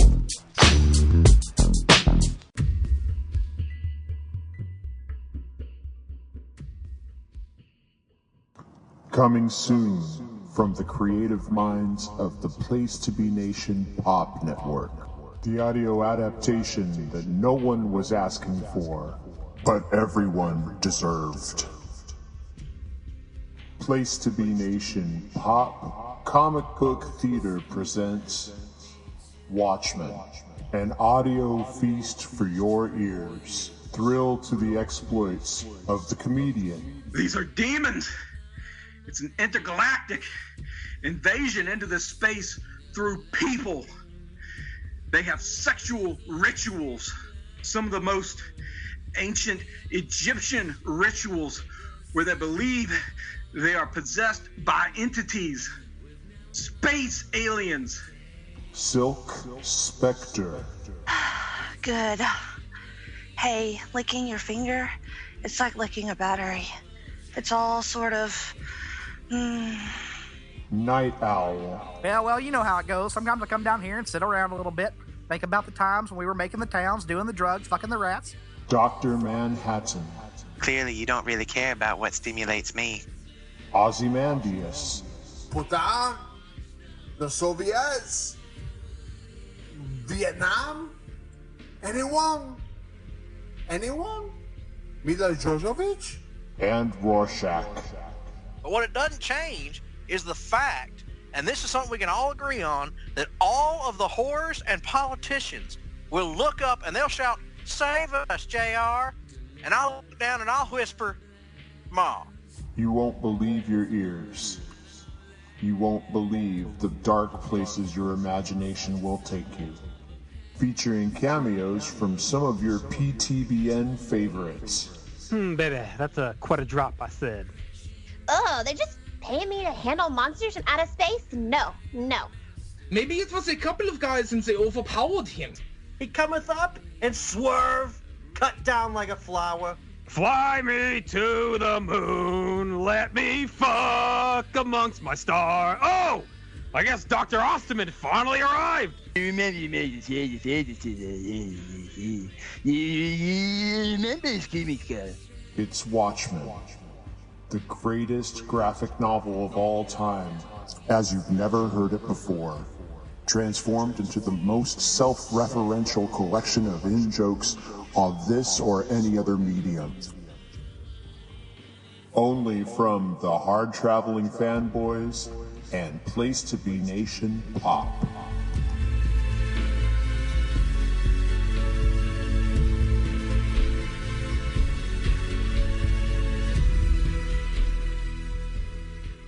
Hey there, ladies and gentlemen. Welcome to 92.1 Place to Be Nation Pop. I'm Greg Phillips, and with me is my co-DJ, Nick Duke. Nick, how's it going? It's going fairly well. I am currently battling an onset of the ennui, but that's neither here nor there. Well, if you ask me, Nick, this indie cum disease of the week thriller extends far beyond even that diagnosis into the kind of existential ennui that would make Michelangelo Antonioni beam. Oh man, can we lose that voice? I mean, if we're gonna have to listen to bullshit like that, can't we at least get it in an entertaining voice? This in an article that purports Pig in the City as one of the 100 greatest films of the decade. For God's sake. Oh, that's your one. Ladies and gentlemen, I am Greg Phillips. With me, as always, is Nick Duke. We are the Hard-Traveling Fanboys, and this week we've got a little bit of an audible to call for you. Because, due to time constraints, I have been let me rephrase. Due to time constraint, I have been unable to read The Longbow Hunters, a book I have read in the past on 2 different occasions, but would like to read again before we talk about it, so we've moved that to next week. And in the meantime, we are going to be moving up an episode we were going to do anyway, and in this case, this episode is our episode about the card game you just listened to. That's right, folks. This is the intro that we're recording after the fact. But we already played the card game. I hope you enjoyed it. I think it was probably one of our more unique situations that we've recorded, Nick. Yes, it was certainly a unique situation. Ooh, do. Certainly so. And as you can tell, we're really on the ball this week since I just did the intro for a show that you've already listened to the first half of. Nevertheless, we have, as we have promised, to bring to you an extended edition of the Rundown. We've not done the Rundown for a couple weeks now, Nick, so we've got quite a few things built up in the old queue. Yeah, I mean, by the time you combine the fact that we took last week's episode off and we had a giant size immediately preceding that, it's actually been 3 weeks since we've done a Rundown, so we got a plethora of comic book news to bring to you, what Chad Campbell might call a veritable heaven of comic book news. Before we get to that, let's go ahead and get reading. You like that, didn't you? You like that? Let's get reading and watching. The boys. Let's get reading and watching out of the way. I haven't read a gall darn thing because I've been on the road. I've been traveling, had all kinds of podcasts to do and whatnot. So I haven't done it. I haven't read anything. And as far as watching goes, I did watch something, and we're going to talk about that. But first, I want Nick to go ahead and go through his reading so that we can get to talking about Spider-Man Homecoming. Yeah, absolutely. So, due to the fact that I was on vacation prior to last week's episode, and then came in off of vacation on a Thursday, picked up my books, and then immediately left to go out of town again on that Friday, I'm actually pulling a Greg Phillips this week. I don't have a full list of books to talk about. I only read 3 books this week, so I'm going to run through them. Here are my top 3 for this past week. I got Green Arrow 26, part 1 of the Hard-Traveling Hero storyline that is going to see Ollie pair up with each member of the Justice League as he makes his way across the country. This first issue involves the Flash, and it's a pretty good issue. I got to say, I really enjoyed it. They swap art to a guy named Stephen Byrne as kind of a fill-in artist, and he has a very Otto Schmidt-esque style, in my opinion, which is, it's good because it lends itself to not feeling, not breaking up the visual continuity of the book very much. It looks like a Green Arrow book is supposed to look, I suppose you could say. But yeah, I enjoyed this one. I think Percy wrote both characters really, really well. in this particular issue, and I'm intrigued to see where they go from here. Apparently, Wonder Woman is next up in this particular storyline. So yeah. Moving on to my number 2, I've got Batman number 26. This is part 2 of the War of Jokes and Riddles. Pretty much the same thing that I said last week. Tom King writes the Riddler unlike anybody else I've read in so long. This book has a fantastic homage to the 1989 Batman movie in it. It has mind-blowing art from Mikel Janin. However, the one thing holding it back is it still has an interpretation of the Joker that I'm having a hard time wrapping my head around. But all that being said, still a great issue of Batman. And finally, my number 1 book of the week, I've got Jessica Jones number 10. Brian Michael Bendis continues to write Jessica Jones very well, much like Greg continues to make noise with his microphone on each and every episode, but that's neither here nor there. This is an outstanding issue, as every issue of this series has been to this point. Nobody writes snappy dialogue, sarcastic wit quite like Bendis, and he brings it once more into this issue, and I am absolutely loving this one as we go forward. And those are my top 3 books a week. Excellent. All fine comic books that can be found at your local comic book store or on a variety of digital services. Now, let us move on to what I believe, Nick, to be the only comic book related thing that we've watched in the past week, unless you've caught up on Preacher. No, actually, I have not had a chance to watch the most recent episode of Preacher, so yeah, this is all we have to talk about. We went to the movie theater recently in an undisclosed location alongside fellow Place to Be Nation pop podcaster Russell Sellers and our dear close personal longtime friend Andrew Chandler Frazier Garner the 14th. 17th. Or is it the 17th? 17th. Ah, yes. The gentleman that you heard playing a card game with us earlier in this very episode. Indeed. Actually, the gentleman you heard watching us play a card game in the earlier half of this episode. Yes. Well, I was referring to gentlemen, plural, as they were all present in the podcast. And in fact, all of us had gone earlier that day to see Spider-Man Homecoming, the latest entry in the Marvel Cinematic Universe, which, to hear our ongoing thoughts about the Marvel Cinematic Universe, check out our Hard Travelers for Hire series, updating now, once again, monthly, right here at Place to Be Nation Pop. In any event, Spider-Man Homecoming is a rousing success, over $117 million, something like that. Yep. Opening weekend. A lot of money, basically, is what I'm getting at here. A lot of money. Once again, rave reviews, much like are typically found in the Marvel Cinematic Universe. Yes. I haven't checked the tomato score recently, but last I saw it was hovering. It was over 90%. So yep. That puts it in the, as far as the critics are concerned at this point, in the upper echelon of not just MCU comic book films, but comic book films all time. Certainly, it's received an overwhelmingly positive reception. It's the big relaunch for Spider-Man, really, on the silver screen after a pretty unremarkable Amazing Spider-Man 2 a couple years ago. Which you still haven't seen, by the way, have you? What are you talking about? I watched Amazing Spider-Man 2 in the movie theater. Oh, you did? I thought you didn't. Yes. No, I went to see it at the theater. Okay. I think I may have seen it with you. No, I was in, I think I was... Oh, that's right. I went to see it with a mutual friend of ours. Yeah. Yes. Who will remain nameless. And he liked it, didn't he? I can't remember, to be honest with you. It was a very unremarkable movie in many ways. I disagree about it being unremarkable, but I think it's remarkable for all the wrong reasons. But I was trying to be nice. We will have to do an off the page on that movie sometime soon, Greg. I don't think you remember quite how bad it actually is. I've forgotten a lot of the elements about it, such as how it is. In my opinion, I know we're not doing an Amazing Spider-Man 2 review. It is miles worse than Spider-Man 3. Miles. I agree with that. I do remember just thinking that it was the worst of all the Spider-Man movies when I watched it.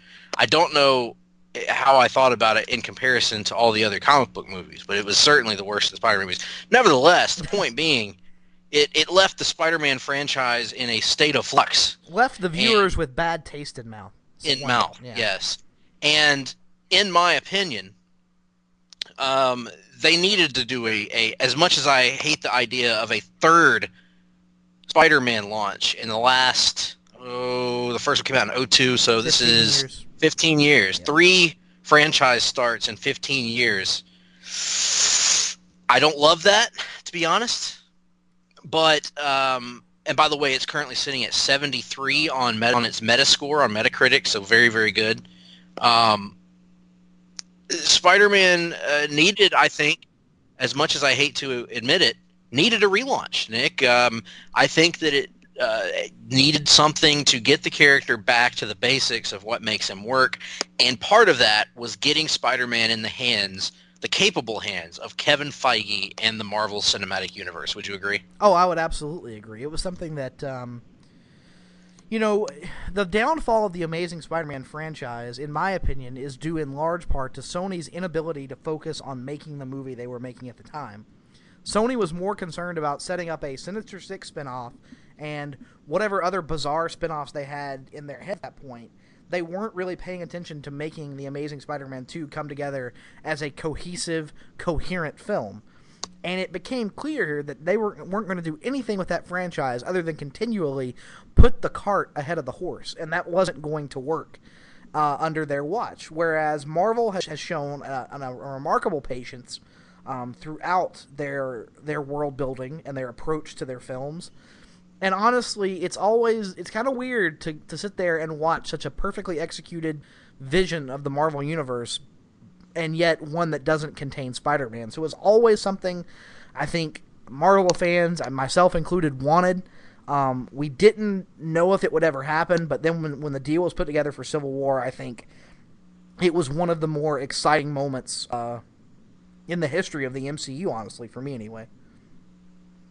Yeah, this is something people have been begging for a long time. And another thing, Nick, is this is the first time, and maybe I'm wrong on this, but I can't think of any other examples, ever, where of all of these franchises that fans have been begging to see the Marvel get its hands on, the MCU get its hands on, the X-Men, Fantastic Four, Namor, Spider-Man, this is the first one we've actually seen happen. So this is the first one we've actually seen, okay, now what are they going to do when they get these franchises after the fact? Well, to be fair, Marvel did reobtain the rights to Daredevil, Ghost Rider, Blade, Punisher, a variety of properties they had previously licensed to other studios.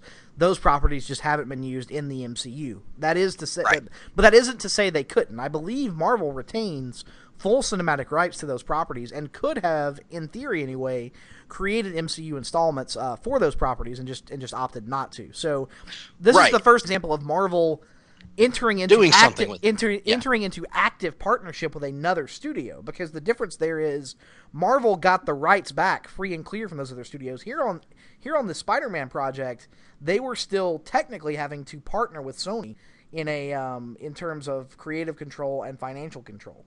To the degree that Sony gets credit at the top of this movie, right, for the film, and so that's interesting. But also, it's the idea of Marvel actually doing things. We haven't seen how Daredevil is going to interact with the MCU because they've chosen not to interact him with the MCU as of yet, and we haven't seen anything with Ghost Rider. Well, I guess Agents of S.H.I.E.L.D.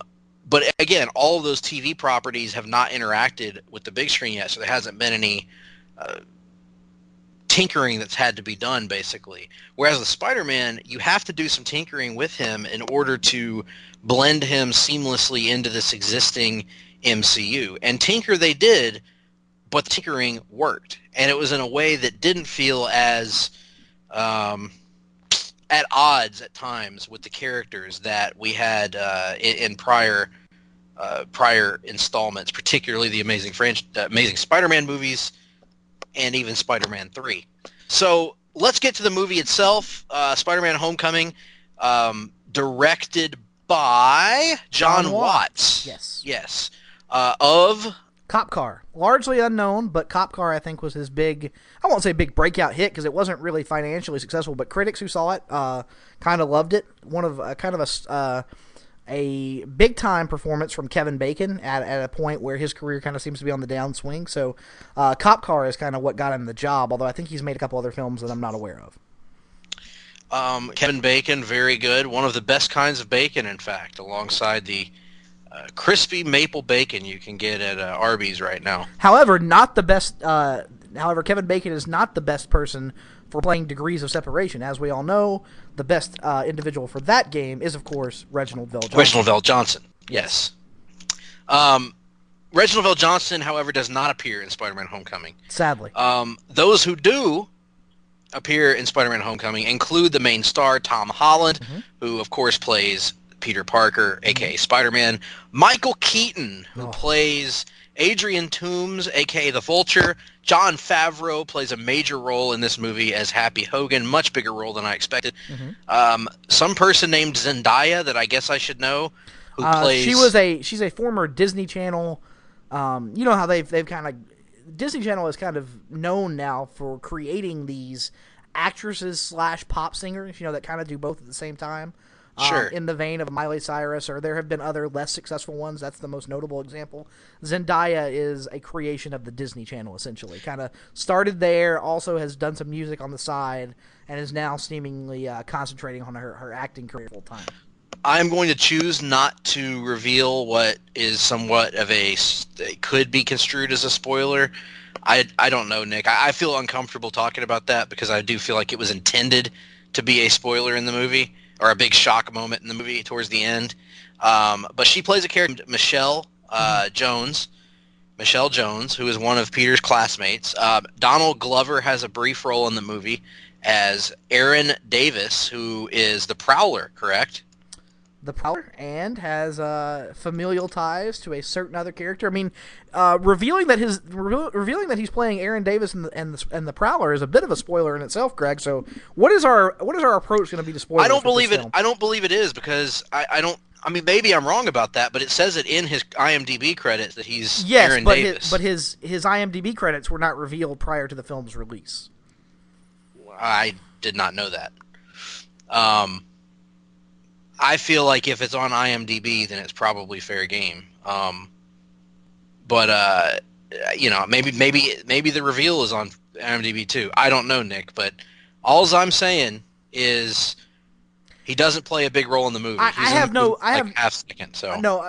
My point I was seeking to make is that there are going to be aspects of this film, one aspect in particular, that is going to be, and I would argue, perhaps the best aspect of the film that is going to be extremely difficult to discuss without at least a minor spoiler, or in this case, a major spoiler. I don't know exactly what you're referring to. The best scene in the movie. Okay, I got you now.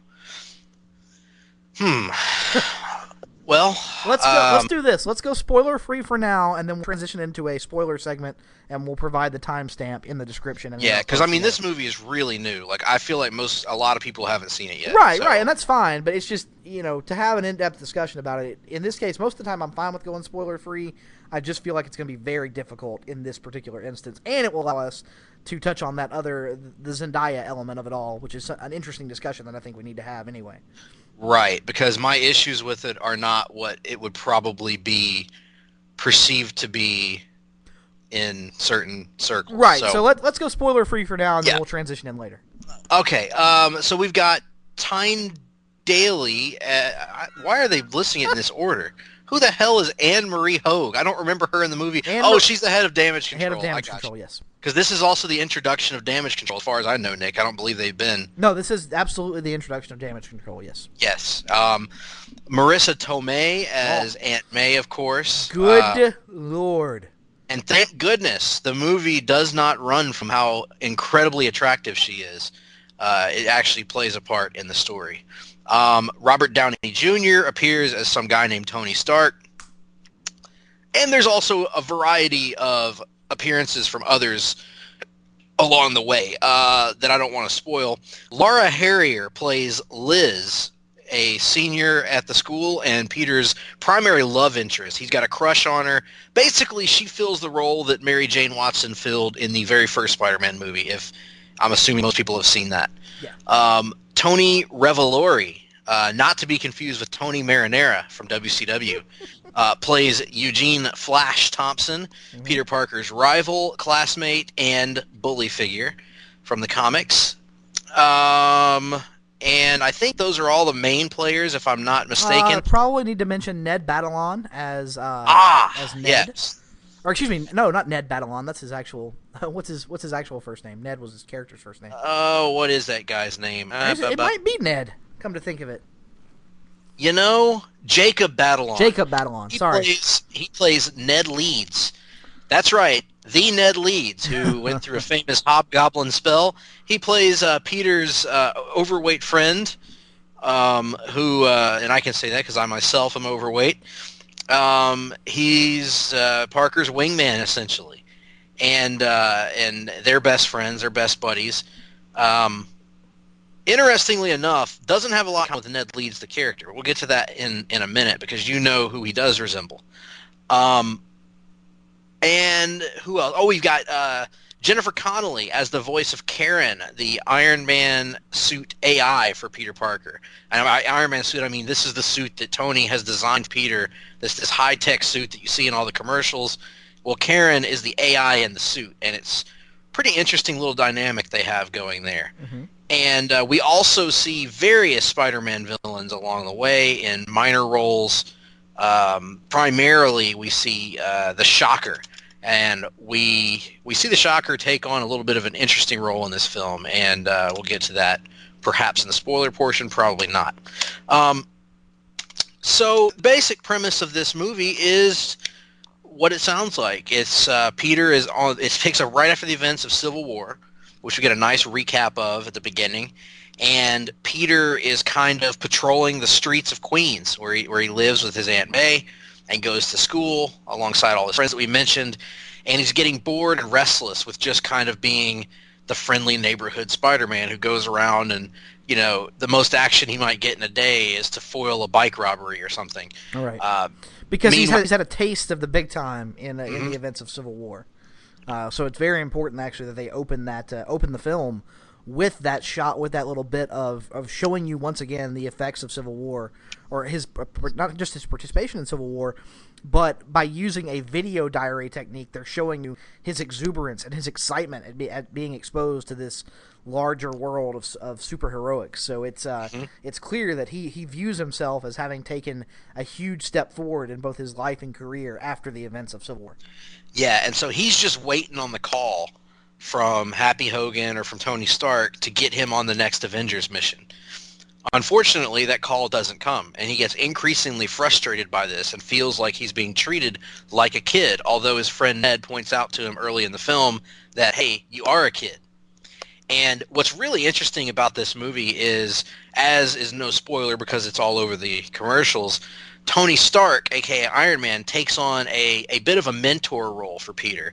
And isn't it interesting to see Tony have to be the mature one in a relationship, which we've never seen before? Right. It's very interesting, and they address that. Tony himself addresses about how, you know, perhaps part of the reason Tony is so bad at these types of relationships is because of the lack of relationship he had with his father, and that what's driving him is a desire to be a better parent, for lack of a better term, than his dad ever was. So very interesting that even though Tony Stark is not in the movie very much, I thought they provided him with an excellent means of motivation for his character as it relates to his relationship with Peter.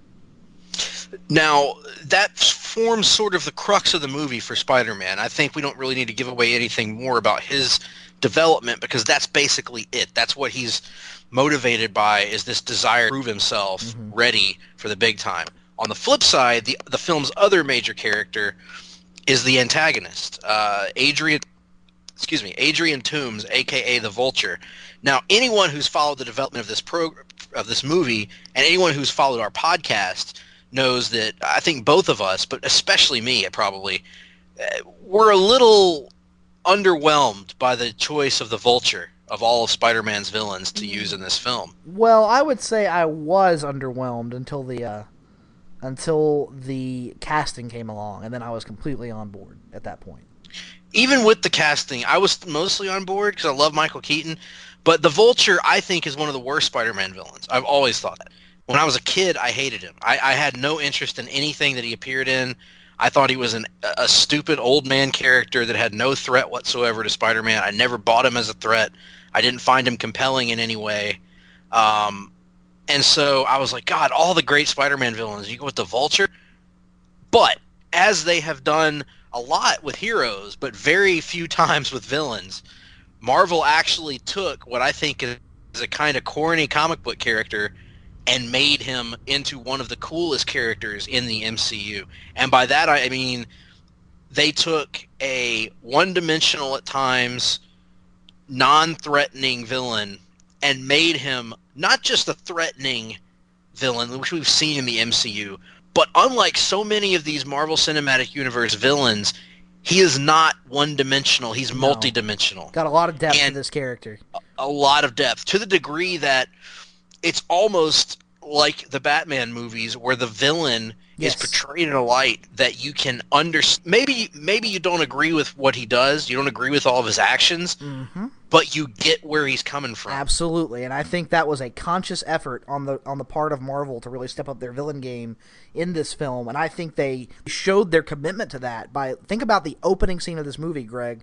Before we see even the video diaries going into Germany in the events of Civil War, we open the film with Michael Keaton and his Adrian Toomes and his crew being interrupted by damage control. That is absolutely I think that was an intentional choice on Marvel's part to say, okay, we hear our criticisms about our villains, not going to be that way this time. Front and center, almost equally as important to the plot of this film, is going to be Adrian Toomes. And I thought Michael Keaton absolutely knocked it out of the park. He was phenomenal. There is a scene in particular I can't wait to talk about, but I want to hold off on that for the spoiler portion of the review. Yeah, I agree with that 100%. Michael Keaton to me was there were 3 standout performers in this movie, I thought, but if I had to single out one, it would be Michael Keaton. I think he stole the movie, controlled every scene he was in because he didn't go over the top. Right. He restrained himself in a way that all these years that I have had an issue, and I know this gets me heat sometimes, I've had, including from you, I get it, I've had some issues over the years with Willem Dafoe's performance in the original Spider-Man as the Green Goblin, and I think I've never really been able to express kind of what I wanted out of that performance, and I think this has finally given that to me, because there is an element of over-the-topness anytime you have a flying vulture suit, but I feel like Keaton keeps it grounded enough that I can invest in the character and believe that this is an actual person that exists. Right. Well, I would argue also that those two movies, Spider-Man and Spider-Man Homecoming, are going for different things. Absolutely, no question. Raimi is making a stylized comic book movie, one that is meant to evoke the images on the page. I mean, it has things like superimposed flames popping up during transitions and stuff like that. I mean, it's very clearly meant to be, I won't say completely tongue-in-cheek, but a little bit more light and poppy and over-the-top than this film, where it's kind of trying to root itself in more of a ground-level look at what the MCU looks like. And sadly, there is no Bonesaw McGraw, here. No, because we pick up, and that's another thing that we should probably touch on at some point, Greg. I know you were excited. No spider bite. No wrestling. No, with great power comes great responsibility. None of that stuff in this That's film. right. For the first time in my life, Nick, I was excited by no wrestling. Because it's been gone over so many freaking times. Every person, including kids, knows how Spider-Man got his powers. It's all over everything. Everybody knows it. They address it perfectly in this movie in just a throwaway bit of dialogue, which I would argue is all you need to do with certain characters. Spider-Man's one of them. Batman's one of them. Superman's one of them. We know what their origin is. We get it. Get over it. Yeah, I would agree with.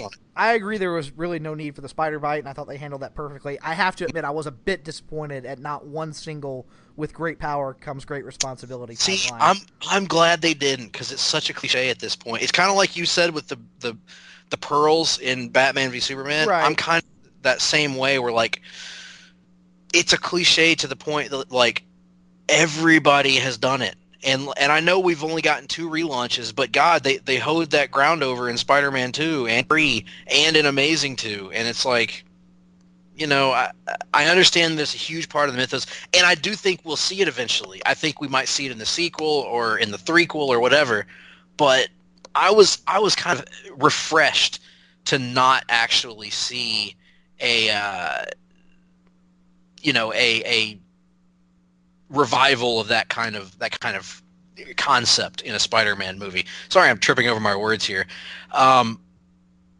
Nevertheless, I love that choice. I think that was awesome that we don't have to go through all that. Keaton's incredible as the Vulture. He gives you this incredible home run performance, as does Tom Holland as Spider-Man. I know that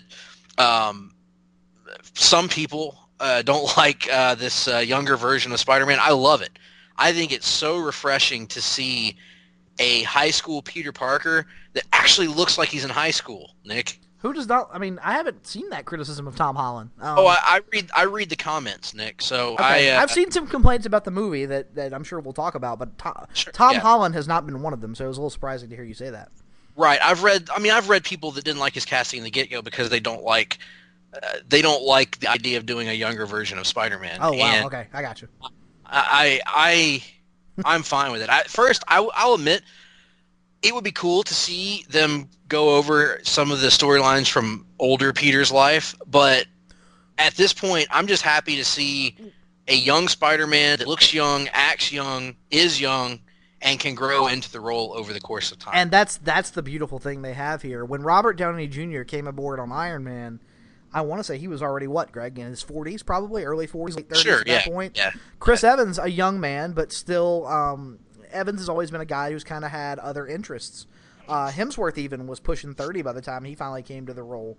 And here, I think for the first time, they have really cast somebody and worked the story in such a way that we could conceivably see this Spider-Man grow from, adolescence into adulthood over the course of the next decade, really, and have plenty of story to mine. So I think this absolutely was the right move. And yeah, I'm biased because the version of Spider-Man that is most beloved to me, as anyone who has ever read any of our columns or listened to our podcast knows, is the ultimate version of the character created by Brian Michael Bendis. And that entire series, all 166 issues of it, takes place while Peter is still in high school. And so that's always been the version of Spider-Man that has been nearest and dearest to my heart. It is the tone of those books.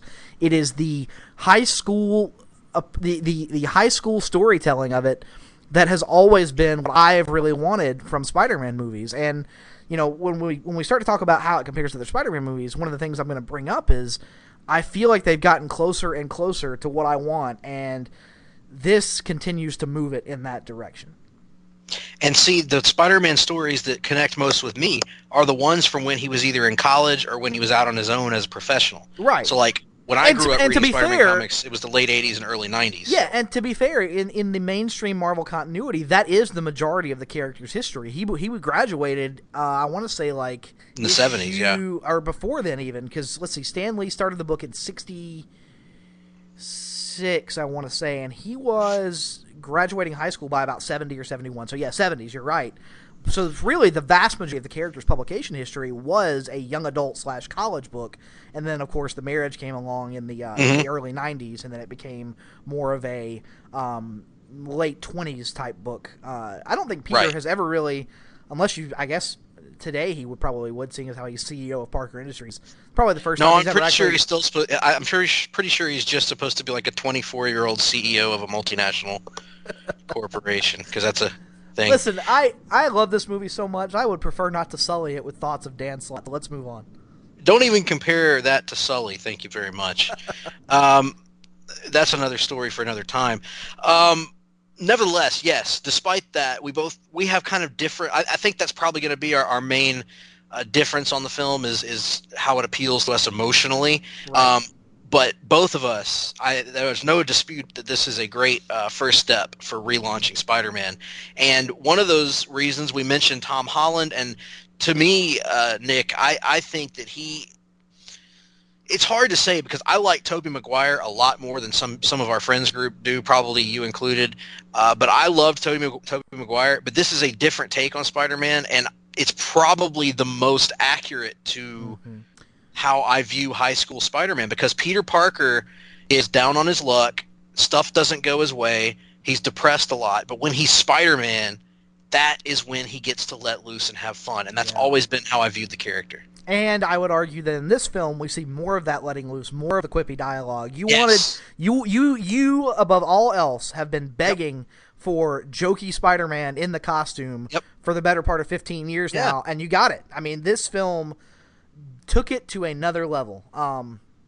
Much like the films themselves, I think the portrayal of the character of Spider-Man, like I said, has kind of been slowly evolving over the course of these three separate franchises into what I would call my Spider-Man, and I think they absolutely knocked it out of the park here.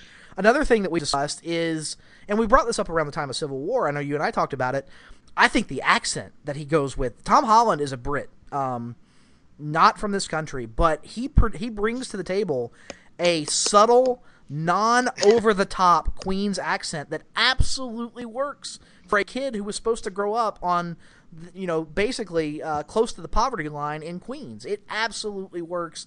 I love the way he works his voice into this film, and I especially love the way he takes that New York accent up to another level when he's in the costume, almost like this comedic version of his Batman voice, so to speak. Right, and I mentioned this to you kind of half joking when we were eating after the movie, but it was kind of a refreshing version of a superhero changing his voice when they get into costume, and maybe something that Batman actors should look at in the future. Because, and I say that half joking, but honestly, I've never really thought of it, but if you can pull that off, and most professional actors can pull that off, who is it that said that Batman has to sound like he's gargling glass? That you could just make him sound a little different, Like Kevin Conroy. Yeah, just a thought. Really cool stuff from Tom Holland here, who is a very young actor who doesn't have a ton of big-time experience, but boy, oh boy, he has delivered in both of his appearances as Spider-Man to this point, at least in my humble opinion. And what's most shocking, or not even shocking, but what gives you the most hope for the future is that he has 2 or 3 really intense scenes next to unquestionably the biggest star in all of the Marvel Cinematic Universe, and not once does Robert Downey Jr. outshine him or take over the scene. He absolutely holds his own in those scenes, and it's a great testament to his ability and a great sign of where the Spider-Man franchise, the hands that it's in going forward. The other, I'm glad you mentioned Mr. Downey Jr., because he's the other guy I wanted to mention, because he's the other performance that you come out of the movie, but it's almost to the point where it's expected. Yeah, that makes sense. This is going to sound like a knock, but I think you'll know what I mean. It's really hard for me to be impressed by a Robert Downey Jr. as Tony Stark performance anymore, because excellence is expected at this point. He just embodies that character to such a degree. I don't walk out of it it's just kind of ho-hum, RDJ nailed it again. It's not really right. just the most engaging and entertaining character in the entire Marvel Cinematic Universe. He's just every time that he's on the screen, he's magnetic. Your eyes are drawn to him. Your ears are drawn to him. He has a way of... I have no idea how much of his dialogue in this movie was improvised, but I suspect a great deal of it was, based on how it was delivered and the verbiage that was used. I suspect that they gave him enough leeway to ad-lib quite a few times, particularly when he's on screen with Jon Favreau. I know they like improvising with each other. So regardless of whether he did or didn't, it came off that way, and that's to his credit, because he's just so natural in this role. I don't want to see anybody else play Tony Stark. I don't care. I'm not interested in it. Just incredible. So obviously those 3 performances were standouts. Some of the other major players in the movie are the aforementioned Ned Leeds, the actor of which Jacob Batalon? Him. I thought he was good. I actually thought he was very good. Mm-hmm. I think he was... I have to admit the character was hit or miss for me. Yeah, I would agree with that. Yeah. I think, but that's not his fault. None of this was his fault. They were very clearly trying to force him into the comedic relief role. And sometimes the jokes didn't work. But I think the jokes didn't work because this was a movie where you didn't need comedic relief. The comedy was there so naturally from Tom Holland and Robert Downey Jr. and Jon Favreau and pretty much everyone else in every other scene that you didn't need Ned constantly peppering in with awkward lines and stuff. So I think, in my opinion, and I need to rewatch this one really to solidify my thoughts on it, but I have a feeling that when I go back and watch it, what I'll find is when the scenes have started to turn to the dramatic for a little bit and then Ned works in a line, that's probably when it's going to work for me. And when he's just exchanging another line with Peter after, shortly after another bit of comedy, I think the Tom Holland bits that were written for him were generally stronger than the Ned Lead bits, and so I think those lines kind of get overshadowed a little bit, if that makes sense. I agree with that. And again, his performance is very, very good. It's just I thought the writing at times maybe failed him a little bit here and there, even though he had some great lines as well. Yes. He's there, and then the other character is Liz, who my mistake, by the way, in all of our post movie discussions, as we'll get to in the spoiler territory here, I assumed that this was Liz Allen, and it's not, and that's my mistake. And everyone was, but that was their intent, Greg. That you were supposed to assume that this was Liz Allen. There's a theory floating around out there, that we'll address here in a little bit. Okay. Yeah, we'll get to that in a minute. But anyway, I just want to get that out of the way because I felt bad about that after the movie because I had some critiques about the utilization of the character of Liz Allen kind of filling in the Mary Jane role. I apologize for that. That was an unfair criticism on my part. To be fair, the Liz Allen character, as portrayed in the early Stan Lee issues of The Amazing Spider-Man, is very much the popular girl at school, and this is actually pretty accurate to those early issues that I went back and read a couple of years ago. So if you want this to feel like an early, a very 60s Liz Allen, it kind of works in that regard. Sure, yeah, and I can see that, yeah. And I have no issue with them not going the tried and true route of Mary Jane or Gwen Stacy, but going with, Peter Parker's had more love interest than anyone this side of James Bond, basically. Or Batman. Maybe, I think probably more than Batman, wouldn't you say? I don't know, man. I don't know. We'd have to really start counting them up. Do you count all the Robins? Yeah, obviously, you have to. That notwithstanding. But I don't, again, I've lost her name. Is that Tyne Daly that played Liz? Tyne Daly played Anne-Marie Hogue, the head of Damage Control. Ah, that's right. Laura Harrier, I believe, is the name of the actress who played. Well, I thought she was really good as Liz. She was wholesome, upstanding, had attitude, to me was really entertaining and played the role convincingly. You understood why Peter would fall for her. You felt bad for her when Peter kept letting her down, and other people in her life kept letting her down. So did a really good job. Marissa Tomei wasn't in the movie enough, in my opinion, but did really well when she was on screen. And I'm not just saying that aesthetically. No, she did a great job of portraying a younger version of Aunt May, which once again is something that I am more attached to than most. The LARB sign or scene was my favorite from her in the movie. That was great.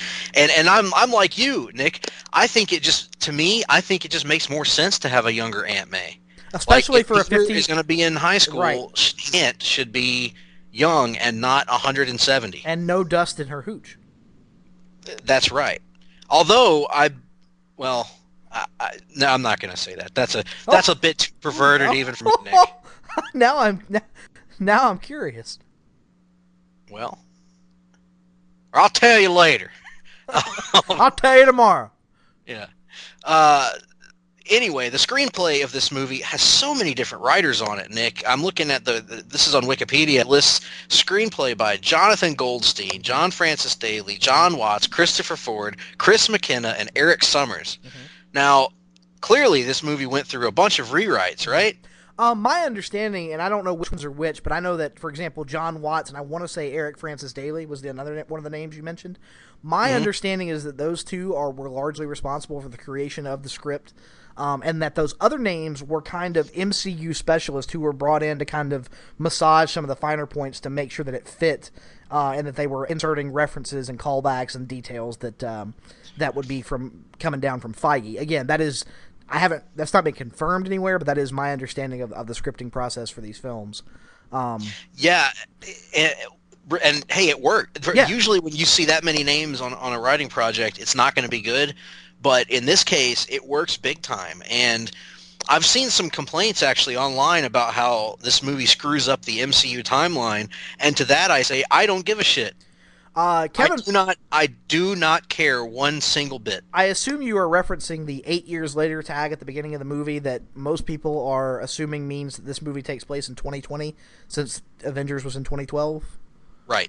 Kevin Feige actually addressed that in an interview, and he brought up the point that never once has a year been mentioned in any of the movies up to this point, and so that, it's kind of, it was never really meant to be exactly 8 years between, or 5 years between Avengers and this. The timeline is looser than people were ascribing it to, because if you remember, Iron Man 2, which was released in 2010, technically takes place at the exact same time as The Incredible Hulk, which was released in 2008 in the MCU timeline. So ascribing times to these movies based on their theatrical release date is a flawed premise.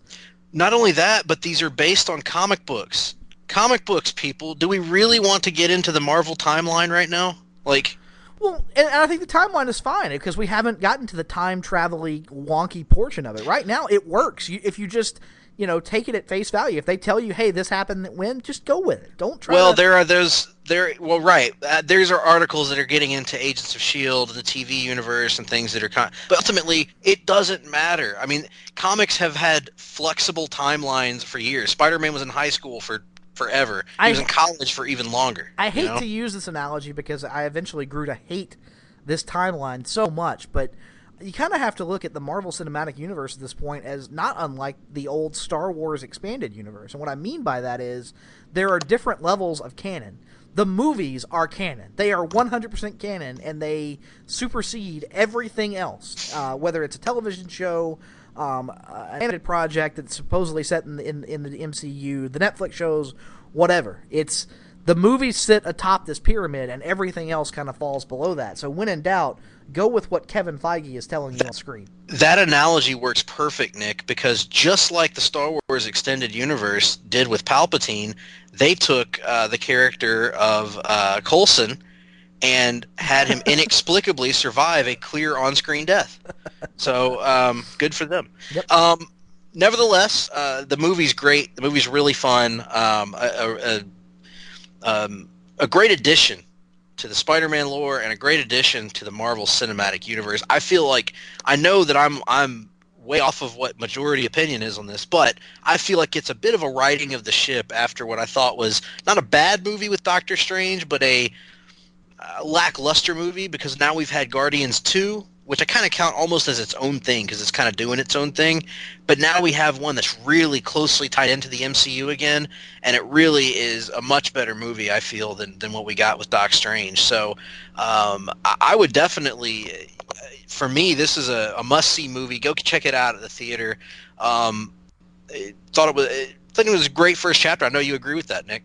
Yeah, absolutely. I think it is, and again, if we're going to talk reactions to the film, I don't know if you noticed, Greg, but when we walked out of the film on Saturday after seeing it, I kind of didn't say much about it. And part of the reason I didn't say much about it is because as soon as I walked out, I found myself doubting myself. And what I mean by that is I found myself going, did you really enjoy that as much as you think you did? And the analogy I want to draw, and not in terms of tone or plot or even what the films are seeking to accomplish, but the analogy I'm going to use is it kind of like the first time I saw Batman Begins.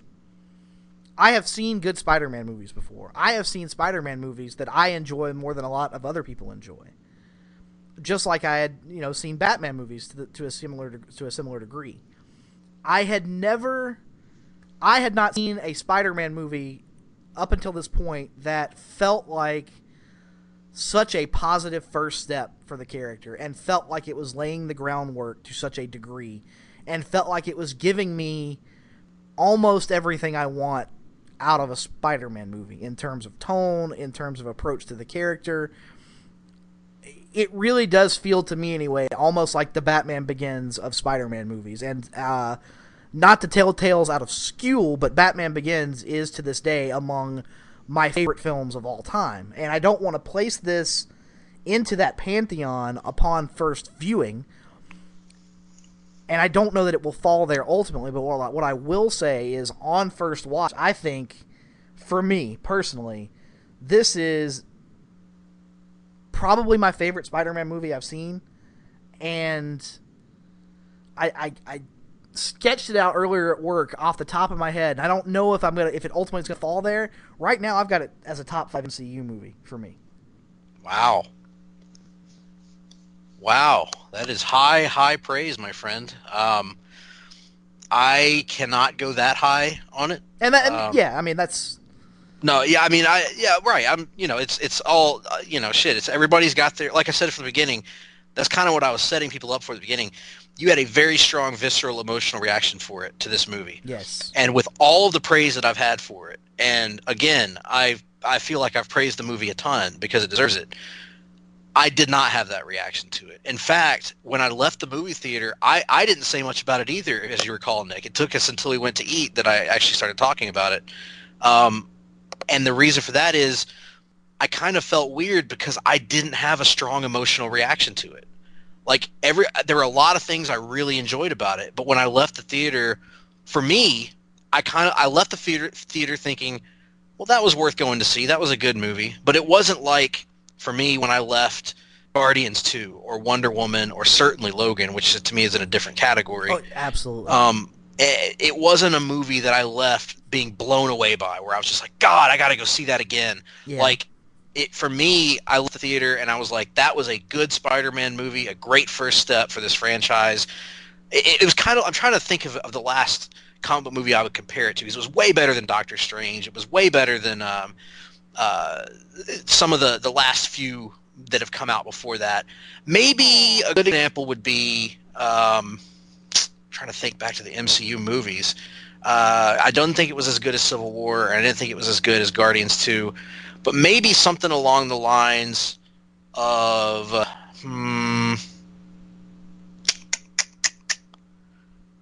gosh, it's hard to think of a comparison because it was better than a lot of the ones that I've seen and not as good as a lot of the ones I've seen for me. But I left the theater and I was very satisfied with my experience, but I wasn't blown away, and I can't really put my finger on what it was that kept me from fully investing in this the way that I did with, say, Spider-Man 2, which I still hold up as the best Spider-Man movie. Well, I think part of it is I think that version of Spider-Man that's shown in Spider-Man 2, you talk about the college age / young adult. Right, that right. really is that is the preeminent example of that version of Spider-Man on screen.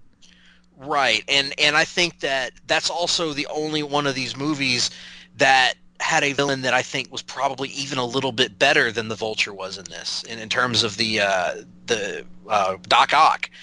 Taking another example, by the way, and these are two interesting movies to compare, Spider-Man 2 and Homecoming, because they're very different tonally, but they both took again, my opinion, they're fans, corny character from the comics and made them interesting. Oh, come on, man. Like, I'll give you the Vulture, but Doc Ock is among the greatest villains in all of comics. What are you driving at here? Like, what villain isn't cheesy by that regard, by that logic? There's lots of them. Here's the deal. Hear me out, Nick. And you grew up with a different Doc Ock than I did. Absolutely. You grew up with the ultimate Dr. Octopus, right? Right. Well, but my first exposure was from the 90s cartoon. So I grew up with a fat in a green bodysuit and giant glasses, goggles, if you will. Yes, but the point of Dr. Octopus, even in those classic stories, has always been the villain who could not only match Peter physically but also intellectually, and so he provided. Oh, no.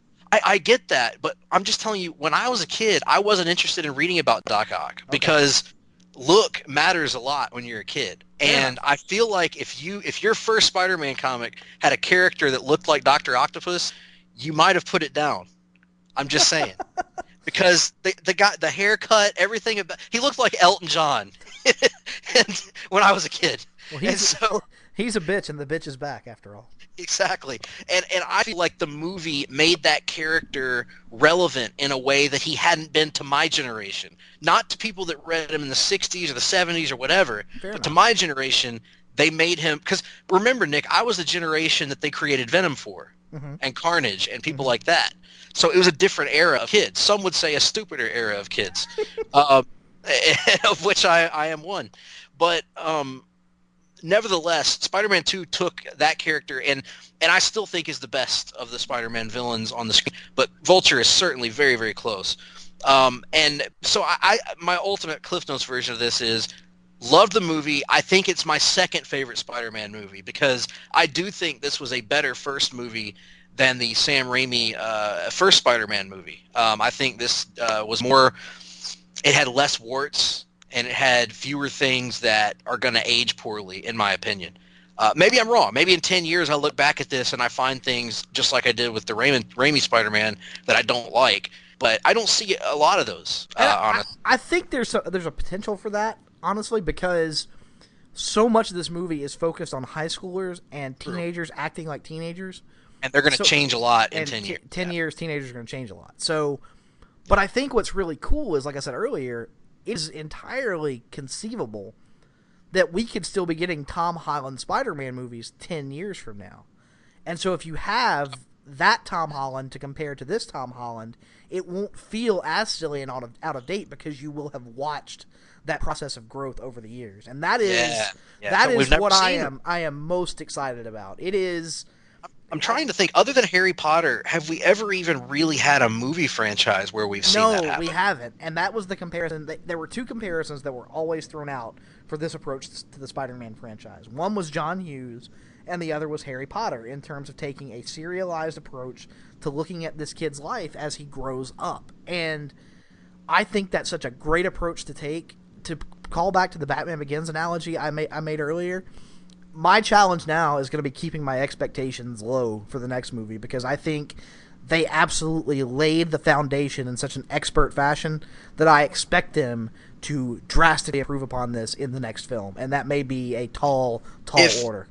If they improve on this to the same degree that Spider-Man 2 improved on Spider-Man 1, we'll be looking at not only the best Spider-Man movie, but one of the best comic book movies. Yes, that is accurate. And so, yes, me, still pretty good ways behind Spider-Man 2 because I didn't have that emotional attachment to this movie that I had with that one, but very good and a very good entry in the MCU. Well, on a somewhat related note, another topic of conversation that got brought up, during this past weekend while we were all together was how...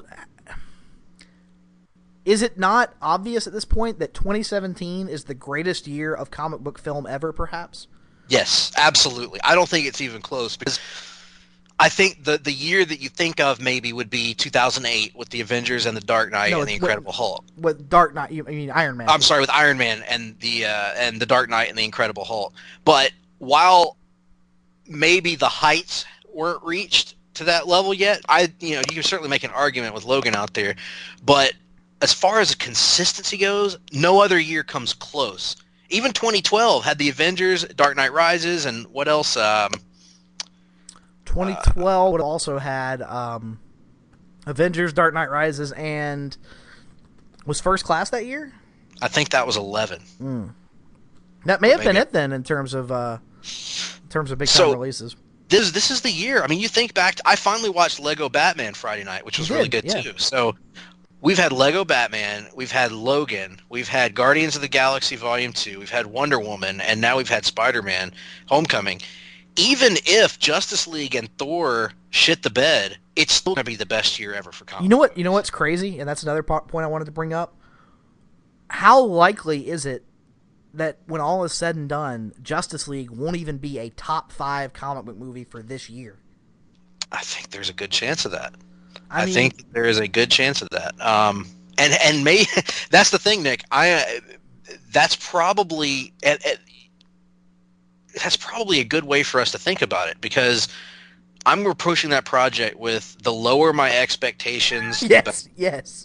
Yes, I would agree. And with that. hopefully, we'll come back and have nothing but glowing reviews for it, and hopefully we'll overrate it. Yeah, I if mean, if the lower your expectations are, the more opportunity you have to be impressed. So, okay, so then let's do this. To this point, we gotten 5 major releases. You mentioned Lego Batman and the others. What's your 5 at this juncture in the game for 2017? You go first. Mine's pretty easy. I would go Lego Batman at 5. I would go Wonder Woman at 4. I would go Guardians of the Galaxy Volume 2 at 3. I would go this Spider-Man Homecoming at 2, and Logan would still be the undisputed champion as far as I'm concerned.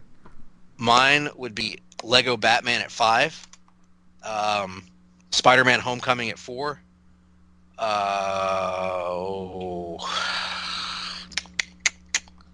This is the tough one. Wonder Woman at 3, Guardians of the Galaxy Volume 2 at 2, and Logan at 1. Yeah. Yeah, I mean, but it's hard, man. Those top 3 are really hard for me, but all 5 are good. Even Lego Batman. Lego Batman, I don't think maybe I was blown away by, but I thought it was good. I thought it was really good, and so, if that's your low bar, that's been a pretty damn good year. Yeah, I would absolutely agree. I mean, it's been, yeah. One thing we did talk about before we get into the spoiler portion that we're going to be brief on, I promise, folks. But actually, we're calling an audible right now and pushing the rundown another week because we are running so long on this review. We are running so long. If that's okay with you, anyway. That's fine with me. That's my mistake. Listen, I was so fired up about talking about this movie that I would rather do this than the rundown at this point. So yeah, fans, you're hearing how the sausage is made, so to speak, but don't confuse that with the same Polish kielbasa sausage used by one Klondike Bill. Klondike Bill, and as plus you it'll know, give us a little time to talk more nuancedly about the spoiler aspect, which is because there are a couple of things that I really want to get into because I know we have some concerns and differing opinions about some of the spoiler type stuff in this film. One thing that we don't have a differing opinion about is that Klondike Bill's a sausage lover. Hard-Traveling Fanboys. Yep. So before we get to the spoiler portion, let's talk about the action because, as you know, Nick, I'm a big action guy, and I thought the action in this movie was mostly solid. I don't think it was great. I think action-wise, maybe it was a little bit behind the first 2 movies for me, but well, I would say it depends on how you're defining action. If we're looking at action strictly in terms of fight scenes, I would probably agree with that. But I thought some of the Spider-Man doing Spider-Man things was absolutely thrilling. Awesome. The ferry scene was, oh god, it was. I thought foolishly, like I thought about a lot of this movie that I had seen. I thought I had seen way too much of it going in. I thought, based on my understanding of it, Robert Downey Jr. was going to be all over the film. That ferry sequence, I thought I knew exactly how it was going to play out, and I didn't. Robert Downey Jr. was in it, 3-4 scenes? Just the perfect amount, honestly. I know we love seeing Robert Downey Jr., but it's a Spider-Man movie, not an Iron Man movie. It needed to remain a Spider-Man movie. And I'm glad they resisted the temptation to pack RDJ in there all throughout. And that ferry scene, even though I thought I had seen way too much of it in the I was wrong, and it came off gangbusters for me. Yeah, and the weird thing is that the ferry scene, honestly, is probably one of the least standout moments for me in the movie. Like, it was good. It was very good, and it was great to see Spider-Man, just a great heroic moment for him to, even though he screws up. I also thought it did an awesome job of setting up the divide between where Spidey is versus where the Avengers are, because it took Tony, like you said, a minute to clean up that mess, and Spidey took a 15-minute action sequence to get there. It is a 3 to 5 second thing, Greg. It's barely on the screen. But the part where he and the suit are working together to call out all the different support points of the ferry, almost like working through the structural integrity, helping to bring back the fact that Peter Parker really is a genius into this film and make that a part of that action sequence. I loved that so much. It was a little touch that almost really made the scene for me. Yeah, you're right. And that's we maybe don't see enough of Peter being a scientific genius in the movie, but that was awesome. And you're so right about that, because that establishes his knowledge, his know-how, and how much affects him trying to save these people. And That was good. I really, really enjoyed any time he was just apprehending suspects. Yes. In the movie, like the way that he did the web grenades, which we saw, I know, in the trailers, but it's still awesome to see in the movie. The way that he attacked the Avengers crooks in the bank, any time that involves him just swinging around and taking out common thug criminals was awesome. Or in the case of the one sequence where they're setting up the classic Spider-Man pose of him shooting a web and swinging off into the distance, and his web goes nowhere because there's no buildings around. Love that was bit. phenomenal. So funny. Yeah, that was one of the laugh out loud moments in the movie. Like, that was great because that's something that, I mean, I don't know about you, Nick, but me and my friends used to joke about that in school, about the cartoon, about what happens if he shoots his web and there's nothing there. Like, yeah, and Feige talked about that in an interview. That was an intentional choice on their part because they were like, okay, Peter is this down-on-his-luck kid from Queens who is aspiring to be with this more well-to-do girl at the school, obviously lives in the suburbs, and there ain't a whole hell lot of skyscrapers in the suburbs, so it works perfectly for that sequence, and it's a great little nod. Absolutely. Where I think the movie probably falls short in the action department is in some of the climactic battle sequences. For instance, I did not like the big airplane scene at the end because I thought it was too muddled.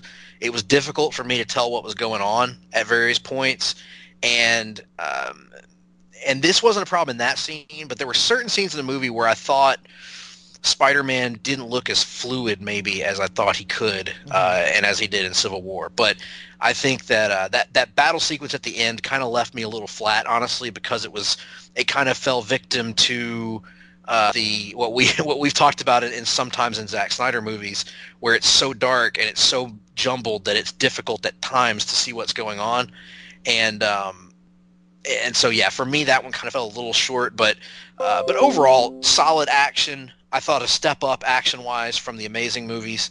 Personally, I thought that way anyway, and enjoyed it, and it was well done. What did you make of the action in the film, Nick? Yeah, I enjoyed it. Obviously, I would say that the hand-to-hand fight scenes, there weren't really a whole lot of those to write home about. But, like you said, I think setting some of those action scenes at night kind of hurt it a little bit, made it a little bit more difficult to follow, honestly. But, ultimately, because of all the other action-y elements of it, whether it was the ferry sequence or some of the web swinging stuff, or like you said, apprehending random villains, ultimately I give the action a thumbs up, if not, but definitely not 2 thumbs up. Right. Yep, that's fair. So let's get on to the spoiler portion, ladies and gentlemen. Because we have we're not going to do the rundown this week, you can feel free to cut us off at this point if you'd like. We're going to have spoilers the rest of this episode. So again, this is your warning that if you'd like to end the show now, please feel free to do so. And if you do, you can drop us a line at Twitter. I am at gphillips8652. He is at nickduke87. We also have email addresses, gregp@placetobenation.com, nickd@placetobenation.com. Join us on the Place to Be Nation Facebook page, Place to Be Nation Comics, or comment on this post on the placetobenation.com website. We now have discuss options there.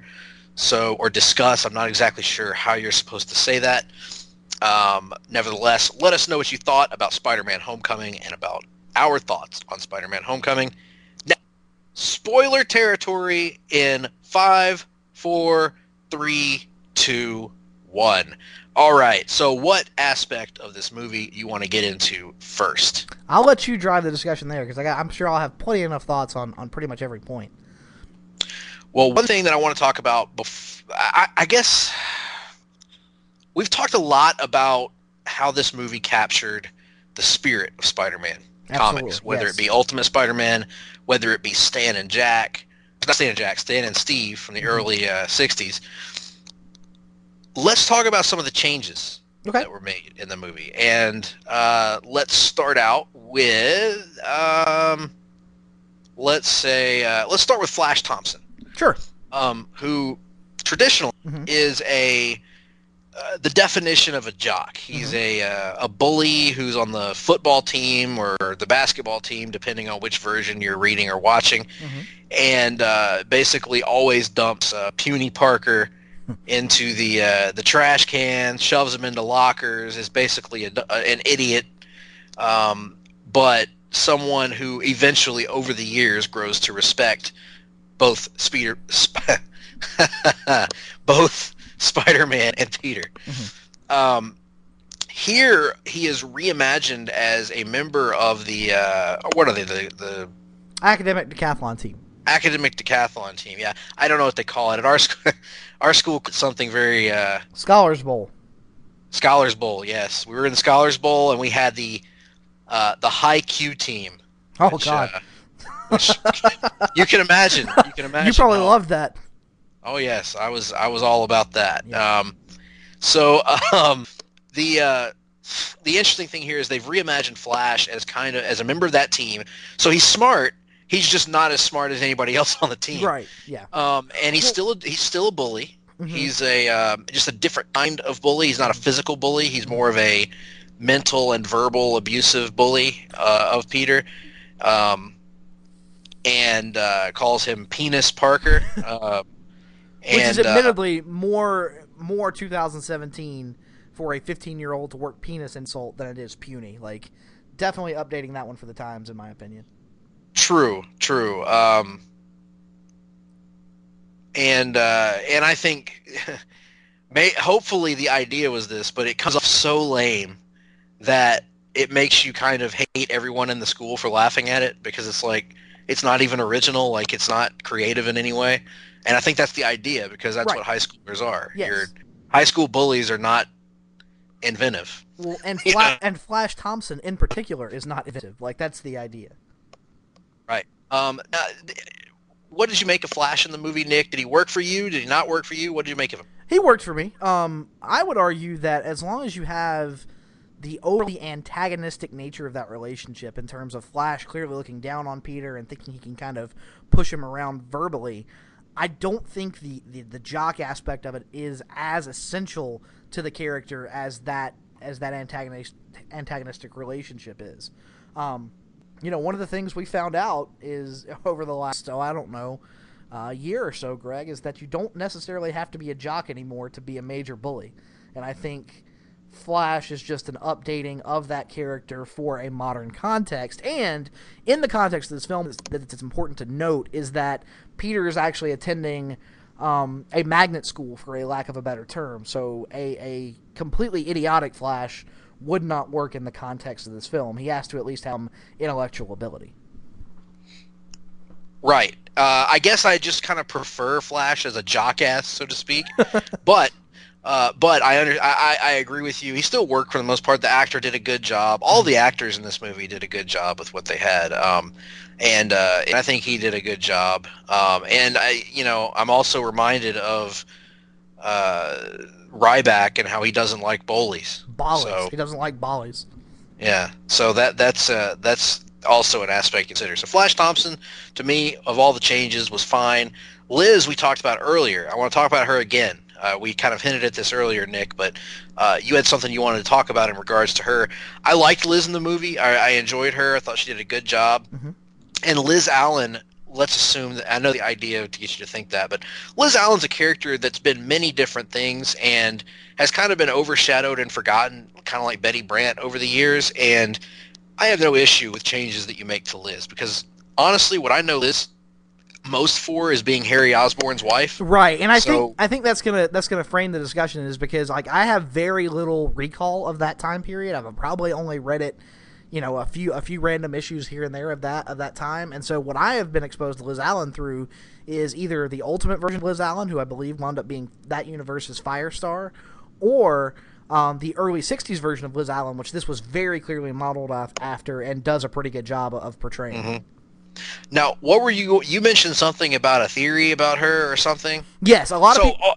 Or do we have to talk? I guess we have to address the big spoiler. We would have first. to address the big spoiler because they're related. Yeah. Yeah. So the big spoiler the big swerve, the swerve in the movie is the revelation that, and maybe we'll talk about the scene after this.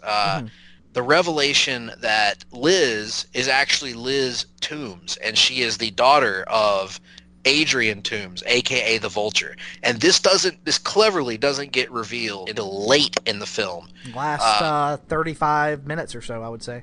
Yep, and both Peter and Adrian realize who the other are over the course of a conversation. Well, Peter realizes it instantly. No, yeah, Peter realizes instantly because he has seen Toomes outside of he has seen him with his Vulture mask off, so he knows what he looks like. He knows the guy he's looking for. Toomes, on the other hand, only knows Spider-Man as the individual in the costume. And so basically the scene in question here is Peter finally works up the courage to ask Liz to the big homecoming dance that is obviously key to the movie because of its status in the title. And we show a really just a charming scene, I thought, of Aunt May helping, like, Peter get ready for the dance. I thought that was such a fantastic scene, Greg. Really showing how those two, like, she's not in the movie very much, but it's so important that for one of the times when she is, they're illustrating that she and Peter do have a special bond, and it's not, she's not just so old that she's unrelatable. You know what I mean? It really, I thought, you know, that little sequence of her helping him get ready for the dance, whether it was picking out the corsage or getting him fitted for his tux or showing him how to dance, that whole little musical sequence I just absolutely loved. But I digress. So Peter shows up at Liz's house, the house he's already been to. They established earlier in the film that he's already been here, which is kind of cool. So it helps you to reinforce the fact that Peter is even more surprised, because now here he is on what he thinks is familiar territory, being by his enemy. And he rings the doorbell, and Toomes answers the door. And it's during this scene that we reveal that Toomes is Liz's father. And at first, I got to admit, I was like, that's a little convenient. But as the scene went along and Peter's, like, stunned, silent reaction continued inside the house, they started to win me over. And I was like, okay, I can kind of see it. I'm willing to work with it. Yep. But then they get in the car, and Toomes serves as Peter and Liz's chauffeur, or drives them to the homecoming dance. And over the course of this drive, Toomes begins to realize, put two and two together based on what Liz is saying, that Peter is Spider-Man.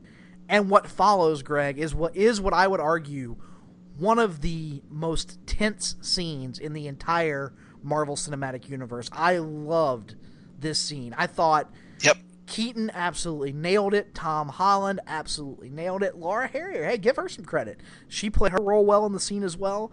It is just... It is without question to me the one scene I will remember most from this film, probably for the rest of my days. It's the best scene. Loved it. It's the best scene in the movie. It is this movie's equivalent of the Spider-Man 2 train scene, which I think is the scene that most people will remember most about that movie. I think that's probably fair to say. Mm-hmm. It is the equivalent of this movie version of the Batman Joker interrogation scene. You know, that scene that just, the minute you see this scene in the movie, you know this is the best scene in the movie, and you know this is the one you're going to remember. The scene in the car is so good that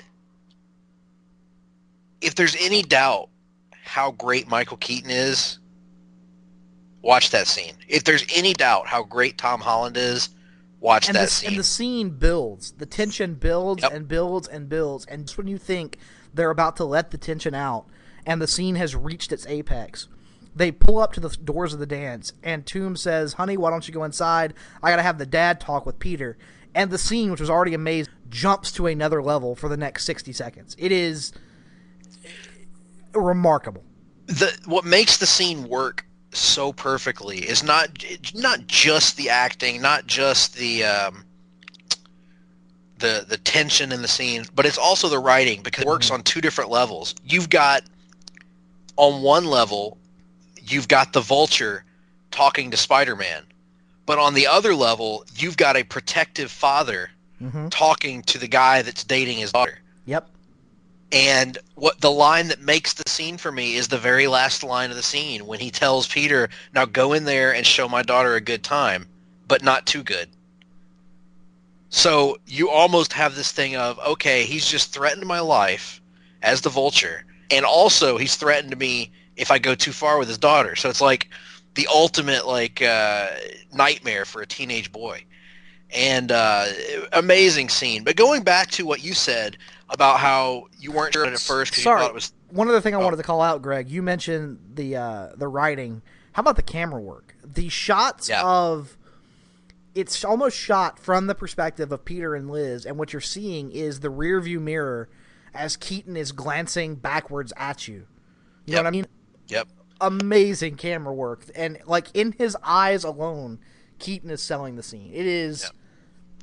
I can't say enough great things about that scene, man. She calls it the rear view. Yeah. No, this is actually good, Greg. I certainly agree with that, but you talked about how you worried that it would be too convenient at first. My worry with it when the scene started, when he got to the door and I realized that Toombs was Liz's dad, I thought it had too many overtones of the scene from the original Spider-Man movie. If you recall, the scene where I think it's, if my memory is correct, Nick, and jog me. It's the Thanksgiving scene. Yes, the Thanksgiving scene in the movie. I thought it was at a dinner table, and that's where I believe Peter realizes that Norman... No, other way around. Other way around. Norman realizes that Peter is Spider-Man, and I was worried that this was just going to be kind of like an updated take on that, basically. But it wasn't. And they did it was similar to it, no question. There are similarities to it. I believe that was intentional. I think that was a little bit of a nod to that movie. Yep. But they flipped it on its head and did a totally unique version of it that really, and to its credit, I'm not knocking that. That was one of the best scenes in the original Spider-Man movie, I thought. And this is the best scene in this movie. So really loved this scene. Absolutely adored it. I actually ended up loving the twist. I think it made Liz more interesting. It made Spider-Man more interesting because now you have to wonder if one day Liz is going to find out what happened and how will she react to it. Oh yeah, definitely. And to tell you about that theory that I've read online, some are theorizing, at the end of the film, Toombs is taken into custody and we see him in jail in one of the two post-credit scenes. And they make reference to the fact that Liz and her mom are moving to Oregon during the trial to be away from her dad. They don't want to be caught up in the media, circus that is sure to ensue. Some have theorized that while they are in Oregon, Liz's mom will wind up selling or filing for divorce and reverting to her maiden name of Allen. I've seen that theory. I could see that. I could see that. Absolutely. And perhaps while she's over in Oregon, she meets somebody who has very unique hair. That is one aspect that I am excited for the potential of introducing down the road. However, let me offer one caveat.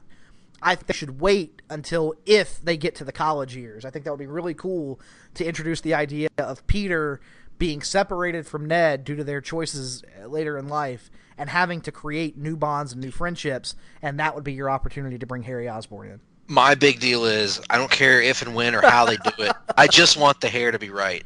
That's all. They have the tech. If they can make Robert Downey Jr. look like he's 20 again and hasn't been doing drugs for years, they can make basketball hair. The difference is literally no one on the face of the planet actually has that hair.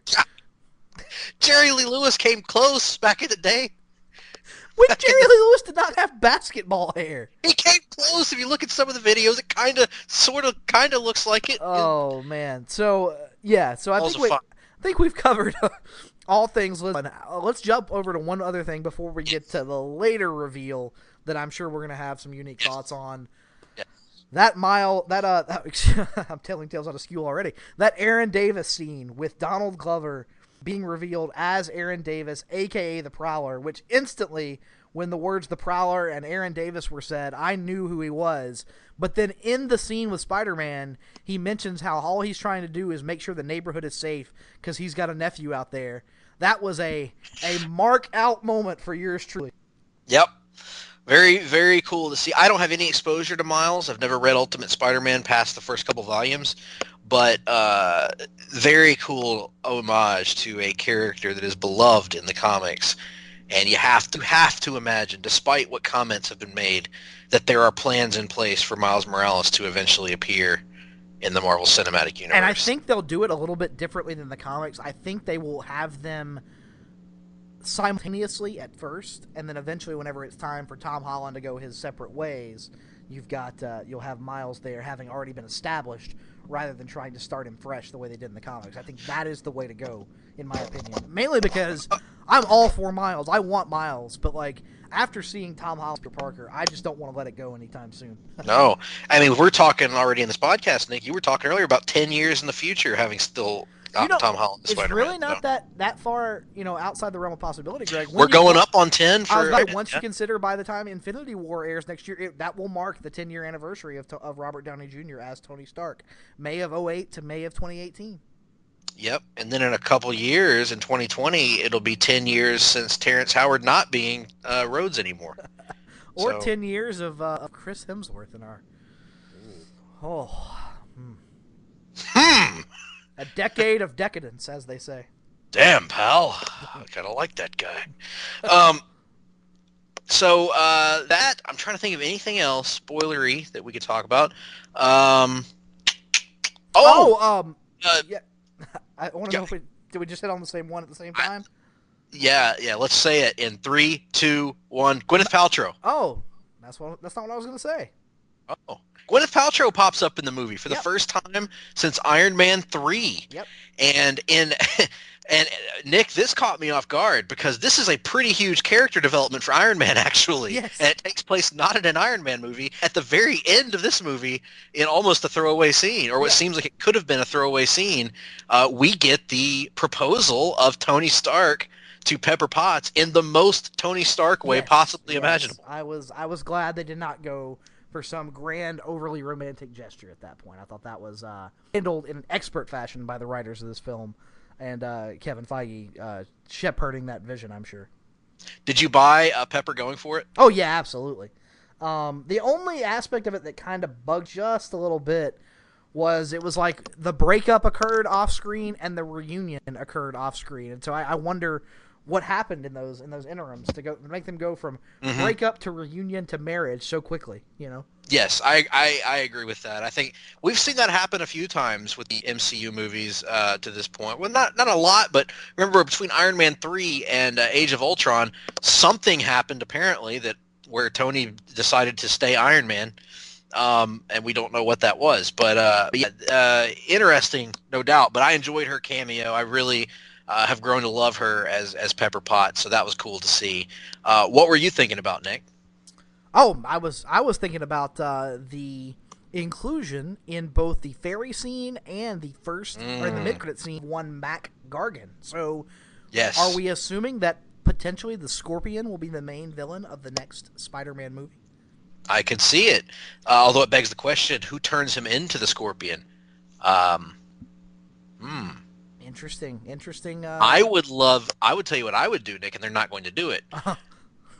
I would take a little bit of a cue from this cartoon series, and I would have the Kingpin be responsible for the creation of the Scorpion. That way you wouldn't have Vincent D'Onofrio in the movie a lot if they wouldn't want to. He can make a cameo appearance as the financier, the secret financier of the creation of the Scorpion costume. Greg, as much as I love this Spider-Man movie, if I go sit down to watch a sequel and I get one scene, all I need is one scene of this Tom Holland Spider-Man interacting with that Vincent D'Onofrio Kingpin, and potentially, maybe, I'm just throwing this out there, webbing his feet to the floor during the scene. There are going to be webs flying all throughout the theater is how I'll put it. Yeah, that would be awesome. That's what I would like to see. Yeah, I really enjoyed the inclusion of Mac Gargan. But my hope for it is that we will get some Mac Gargan as the Scorpion in the sequel, because I think Feige has already said that the next major Spider-Man villain will be one that has not been adapted on the screen before. And of those, I think Scorpion is one of the most visually appealing Spider-Mans that they could really do. And I would love to see the MCU take on that costume, because I think with the tech they've introduced and the way they've kind of perfected the armored suit look in a lot of these movies, I think they could do a really badass version of the Scorpion. Yep. I think the two most interesting to do Spider-Man villains that haven't been done yet, and there's a lot. I mean, Spider-Man's got a deep rogues gallery, but I think the two would be Scorpion visually, and obviously Kraven is going to happen at some point and should happen at some point. If they don't do a movie for him, that's the thing. You start wondering, like, That's the one aspect of this film's success that does concern me a little bit, is I'm worried it might embolden Sony at some point to be like, well, now that we've learned their formula, we'll just take it back from them and go do whatever we want to do, and they should not do that. Imagine, speaking of things that won't happen, imagine The Rock as Kraven. Oh. That just seems like it would fit itself, or even Jason Momoa. While we're on the villain kick, let me ask you this, and this has been something that a lot of people are divided on after having seen the film. This one worked to such a degree and was so great. Do you even want to see the Osborns in the next film or even the third film? No, not at all. Nope. I know, and I have a feeling we'll disagree on that, Nick. But I've kind of been Osborned out in Spider-Man for many years anyway, and I think Amazing did such a horrible job with the characters that they're damaged goods. Plus, we saw an entire arc of Osborns in the first 3 movies, and it's kind of like the Joker at this point. I mentioned a few podcasts ago, I'm Jokered out. I've seen what I need to see from the Osborns, and it'd be different to me if you're dealing with a character that has a shallower rogues gallery. If you're dealing with Captain America, with the Red Skull, for instance. If you're dealing with Iron Man, who has, not much to work with villain-wise. But Spider-Man has this incredible list of villains, far and wide, that you can include. I don't see any reason to do the Osborns. Plus, God almighty, how many billionaires can there be in the MCU? We've got Tony Stark, we've got Justin Hammer, we've got random dude from Iron Man 3, we've got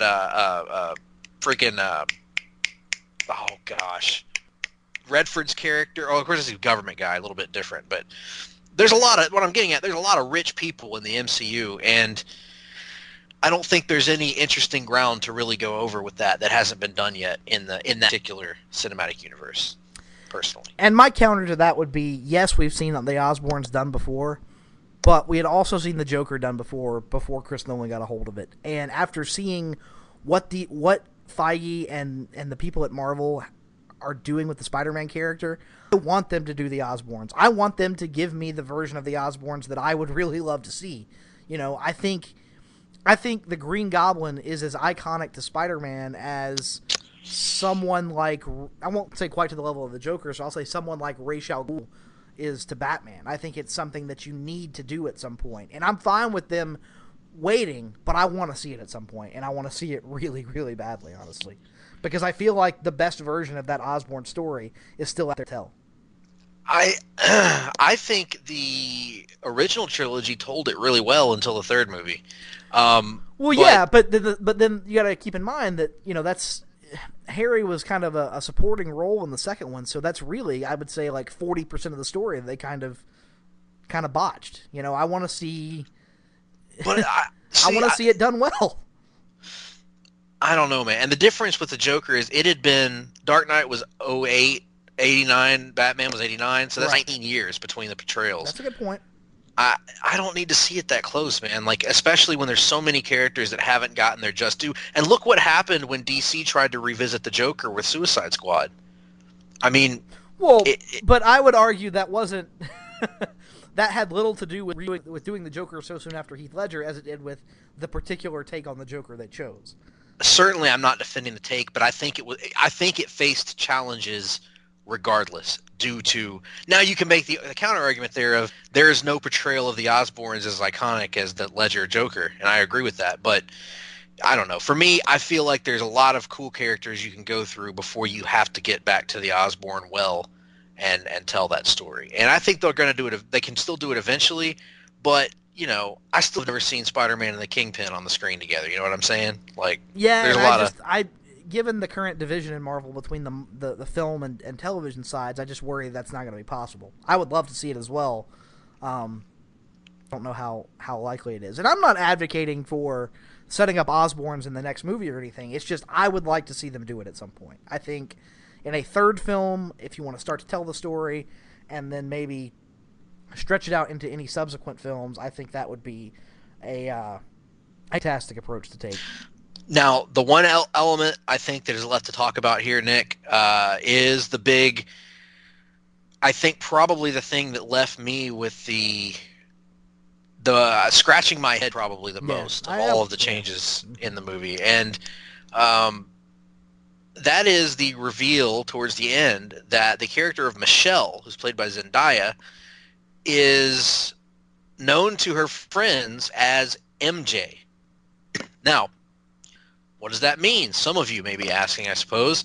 MJ, of course, is the traditional abbreviation that is used by people in the Marvel Universe to refer to Mary Jane Watson, who is the longest-standing love interest in Peter Parker's life, and depending on the version of the character that you're experiencing, either his first love, his true love, or one of his true loves. Now, this character of Michelle seemingly shares almost no characteristics with any version of Mary Jane that I've ever been familiar with. The concept of Mary Jane and Peter's relationship, such that I understand it and know it, was always that MJ was literally a supermodel in the version of Spider-Man that I read. She was a supermodel. She had incredible good looks. She was the popular girl. Everybody loved her, and for some reason or another, she was drawn to the loser that was Peter Parker, and he was drawn to her. And they had this sort of opposites attract kind of thing going on, where it's almost like wish fulfillment for young male readers, I'm sure, where it's like the kid that gets picked on ends up with the hottest girl in school. But at the same time, that's kind of the idea of it. The idea is, how does this lovable loser, just by virtue of being a nice guy, appeal to MJ so much? And that's one element that I think the Raimi movies captured really, really well, was the attraction between these two characters. And so the Andrew Garfield and Emma Stone movies captured really well the attraction between, in that case, Gwen Stacy, who's the popular girl in school, and Peter Parker, who's the nerdy outcast or what have you. Here, she is presented, Michelle, throughout the movie, is kind of just a side character who seemingly has an interest in Peter of some kind, but she plays the kind of she plays Raven, basically. If you're familiar with wrestling people out there, not That's So Raven. I thought you were going to say Raven Teen Titans, which actually kind of works too. That works too, absolutely. Either one of those Ravens, Wrestling Raven or Teen Titans Raven, the kind of outcast loner who makes sarcastic comments about everyone throughout the movie. And that is not really Mary Jane to me. Like, to me, that is, gosh, I don't even know who you would make that comparison to in the Spidey universe. An original character would have been fine. To me, it didn't sit right because it feels like it's MJ in name only, if that makes sense, Nick. Yeah, I will agree with everything you said. Obviously, coming at it from the ultimate perspective in terms of my Spider-Man knowledge, I will say that the version of Mary Jane in the Ultimate Universe is equally as nerdy as Peter, but in a different way. Whereas Peter's intelligence and the degree to which he is ostracized have kind of forced him into a bit of a social shell where he's kind of meek and has been beaten down a little bit by the events of high school. Mary Jane is almost like one of those people who is so nerdy that and so exuberant about it that is how she expresses her nerddom and her intelligence. Is she makes bad jokes, and she's constantly bubbly, kind of trying to be endearing to everyone in the Ultimate Universe, but not always succeeding. And so, absolutely, the version of this character of Michelle that we get in this film is nothing like the Ultimate Universe version of Mary Jane. Honestly, if we're drawing a comparison to an Ultimate Universe character, she reminds me most of the Ultimate Universe version of Gwen Stacy. In the Ultimate Universe, Gwen Stacy is reimagined as something of a goth punk rocker chick who kind of has it out for everybody and doesn't really have an interest in interacting with the larger general population of the high school, so to speak. And she and Peter kind of develop a friendship despite that. But, they didn't call her Gwen. They call her MJ. And I've read some interviews with Kevin Feige about it that I don't necessarily like the explanation. And his explanation is that this is an original character who just so happens to be called MJ, and that she is only called MJ as a nod to longtime comic book fans and to hint at what the dynamic between the two characters could potentially become down the road. But make no mistake, she is intended to be an original creation for this version of Spider-Man.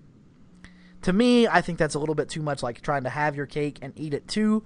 But I will say that everything else they did in this film worked with me to such a degree that while I don't necessarily like this direction, I am willing to give it the benefit of the doubt and see where it goes. I think there's a possibility that you could see her relationship with Peter be the thing that kind of draws her out of this shell of self-defense that is the sarcastic comments and glaring stares at everyone. Yeah, it could be. To me, it kind of that's one thing that did stick with me a little bit. I honestly didn't like her before that reveal. Like it was kind of annoying to me. Okay, they played her for comedic, for jokes mostly, and she honestly she was barely in the movie. Like, I mean, what, maybe 10, 12 lines of dialogue up to that point? Right. It's just, I think that it was another one of those cases where she was supposed to be funny, and I didn't really laugh at much of her stuff. But much like Ty Simpkins in Iron Man 3. No. Unlike that in many ways, in that Ty Simpkins was entertaining. No. But so she didn't really work for me.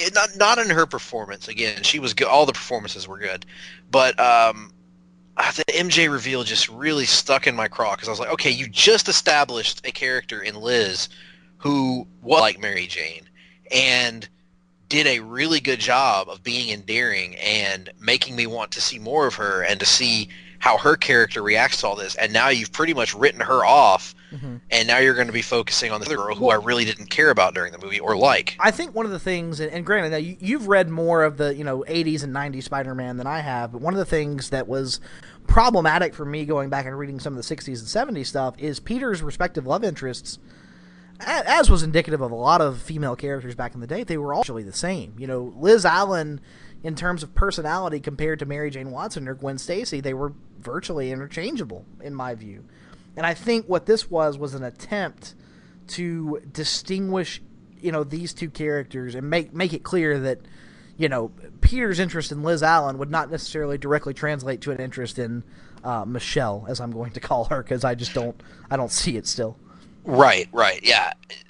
Yeah, that's fair to say. I think in the versions that I read, MJ was always presented, and again, I didn't grow up reading Gwen Stacy. I read about her in hindsight, and so the MJ that I read was a little more on the attitudinal side. I was about to say, had a little bit more of an edge to her. Yeah, that's always the way I've seen it. And so I guess in that respect, that is an element that has been translated. Yes, I would agree with that. But it's one of the aspects of the movie that did bug me a little bit and maybe kept me from investing as much, because there were some changes that were made that I felt were unnecessary just when you could have just created an original character. And I personally don't think that people would be opposed. There's this idea that people who are fans of these characters will only accept seeing established characters from the comics, and I don't believe that to be the case. I believe you can do new and original characters and people will accept them at this point. And I think that people use it as an excuse not to even try. And we haven't talked about Ned Leeds, who basically is not Ned Leeds at all, folks. If you're familiar with Ned Leeds from the comics and that famous story back in the 80s or 70s or whatever it was, this is not that Ned Leeds. This is actually a character called, Nick? Gankei. Gankei in the comics is the best friend and roommate of Miles Morales at the science boarding high school they attend together in New York.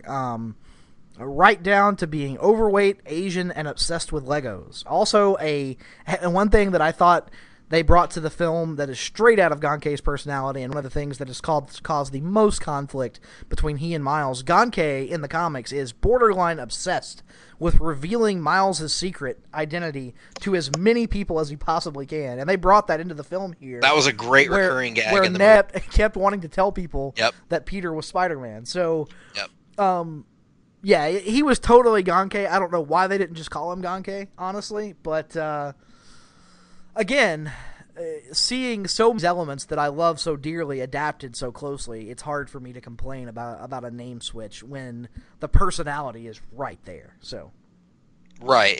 Well, I think the issue for me is that it's a personality switch with a pretty important character in Spider-Man's history. which I don't really understand. I mean, for an equivalent, I'm trying to think of an equivalent, because I mean, it's not like Ned Leeds is somebody like J. Jonah Jameson that's a huge character, but maybe it would be like Superman movies introducing a character named Jimmy Olsen, who is a government agent who gets murdered for no apparent reason. Disguised as a photographer, yeah. Yeah, at the beginning of a movie. It'd be kind of like that. And I can agree with that, but again, to draw the the Ned that I know from the mainstream continuity is that Ned from the 60s, where he was honestly kind of a dick. He was Peter's main romantic rival for Liz's affections, and so it was not at all a friendly relationship, and it kind of makes me wonder why Ned Leeds, of all characters, to be Peter's roommate, or Peter's companion. It makes me wonder if perhaps they were just, like you said, so worried about doing the Osborns again so soon that they were looking for a friendship dynamic, but didn't want to use Harry and didn't want to use Gonke for fear of being accused of wanting to use everything about Miles Morales except Miles Morales, and that's kind of why we got what we got. And maybe the plan is still for him to one day be brainwashed by Roderick Kingsley into becoming the Hobgoblin, which will allow us to see him wearing the Hobgoblin bodysuit. Oh, that's what you want, Greg. You want a faction. That is what I want. I have for a long time advocated for a movie based on all of the kids from Hollywood's history, representing my people on the big screen, called The Expandables. The Expandables, yes. Perhaps even, Greg, if we want to continue the Gonke route, if you really want to bring the true nature of Gonke to the big screen, perhaps we'll get his a cinematic version of his bromance with that famous X-Man who we all love so good, Goldballs. You know, I've heard a rumor, Nick. I don't know if you've heard this rumor that you'll never forget the name of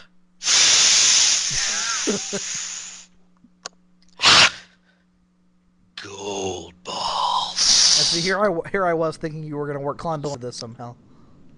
Well, listen, Klondike Bill was known for his poles, not his balls. That's true. That's true.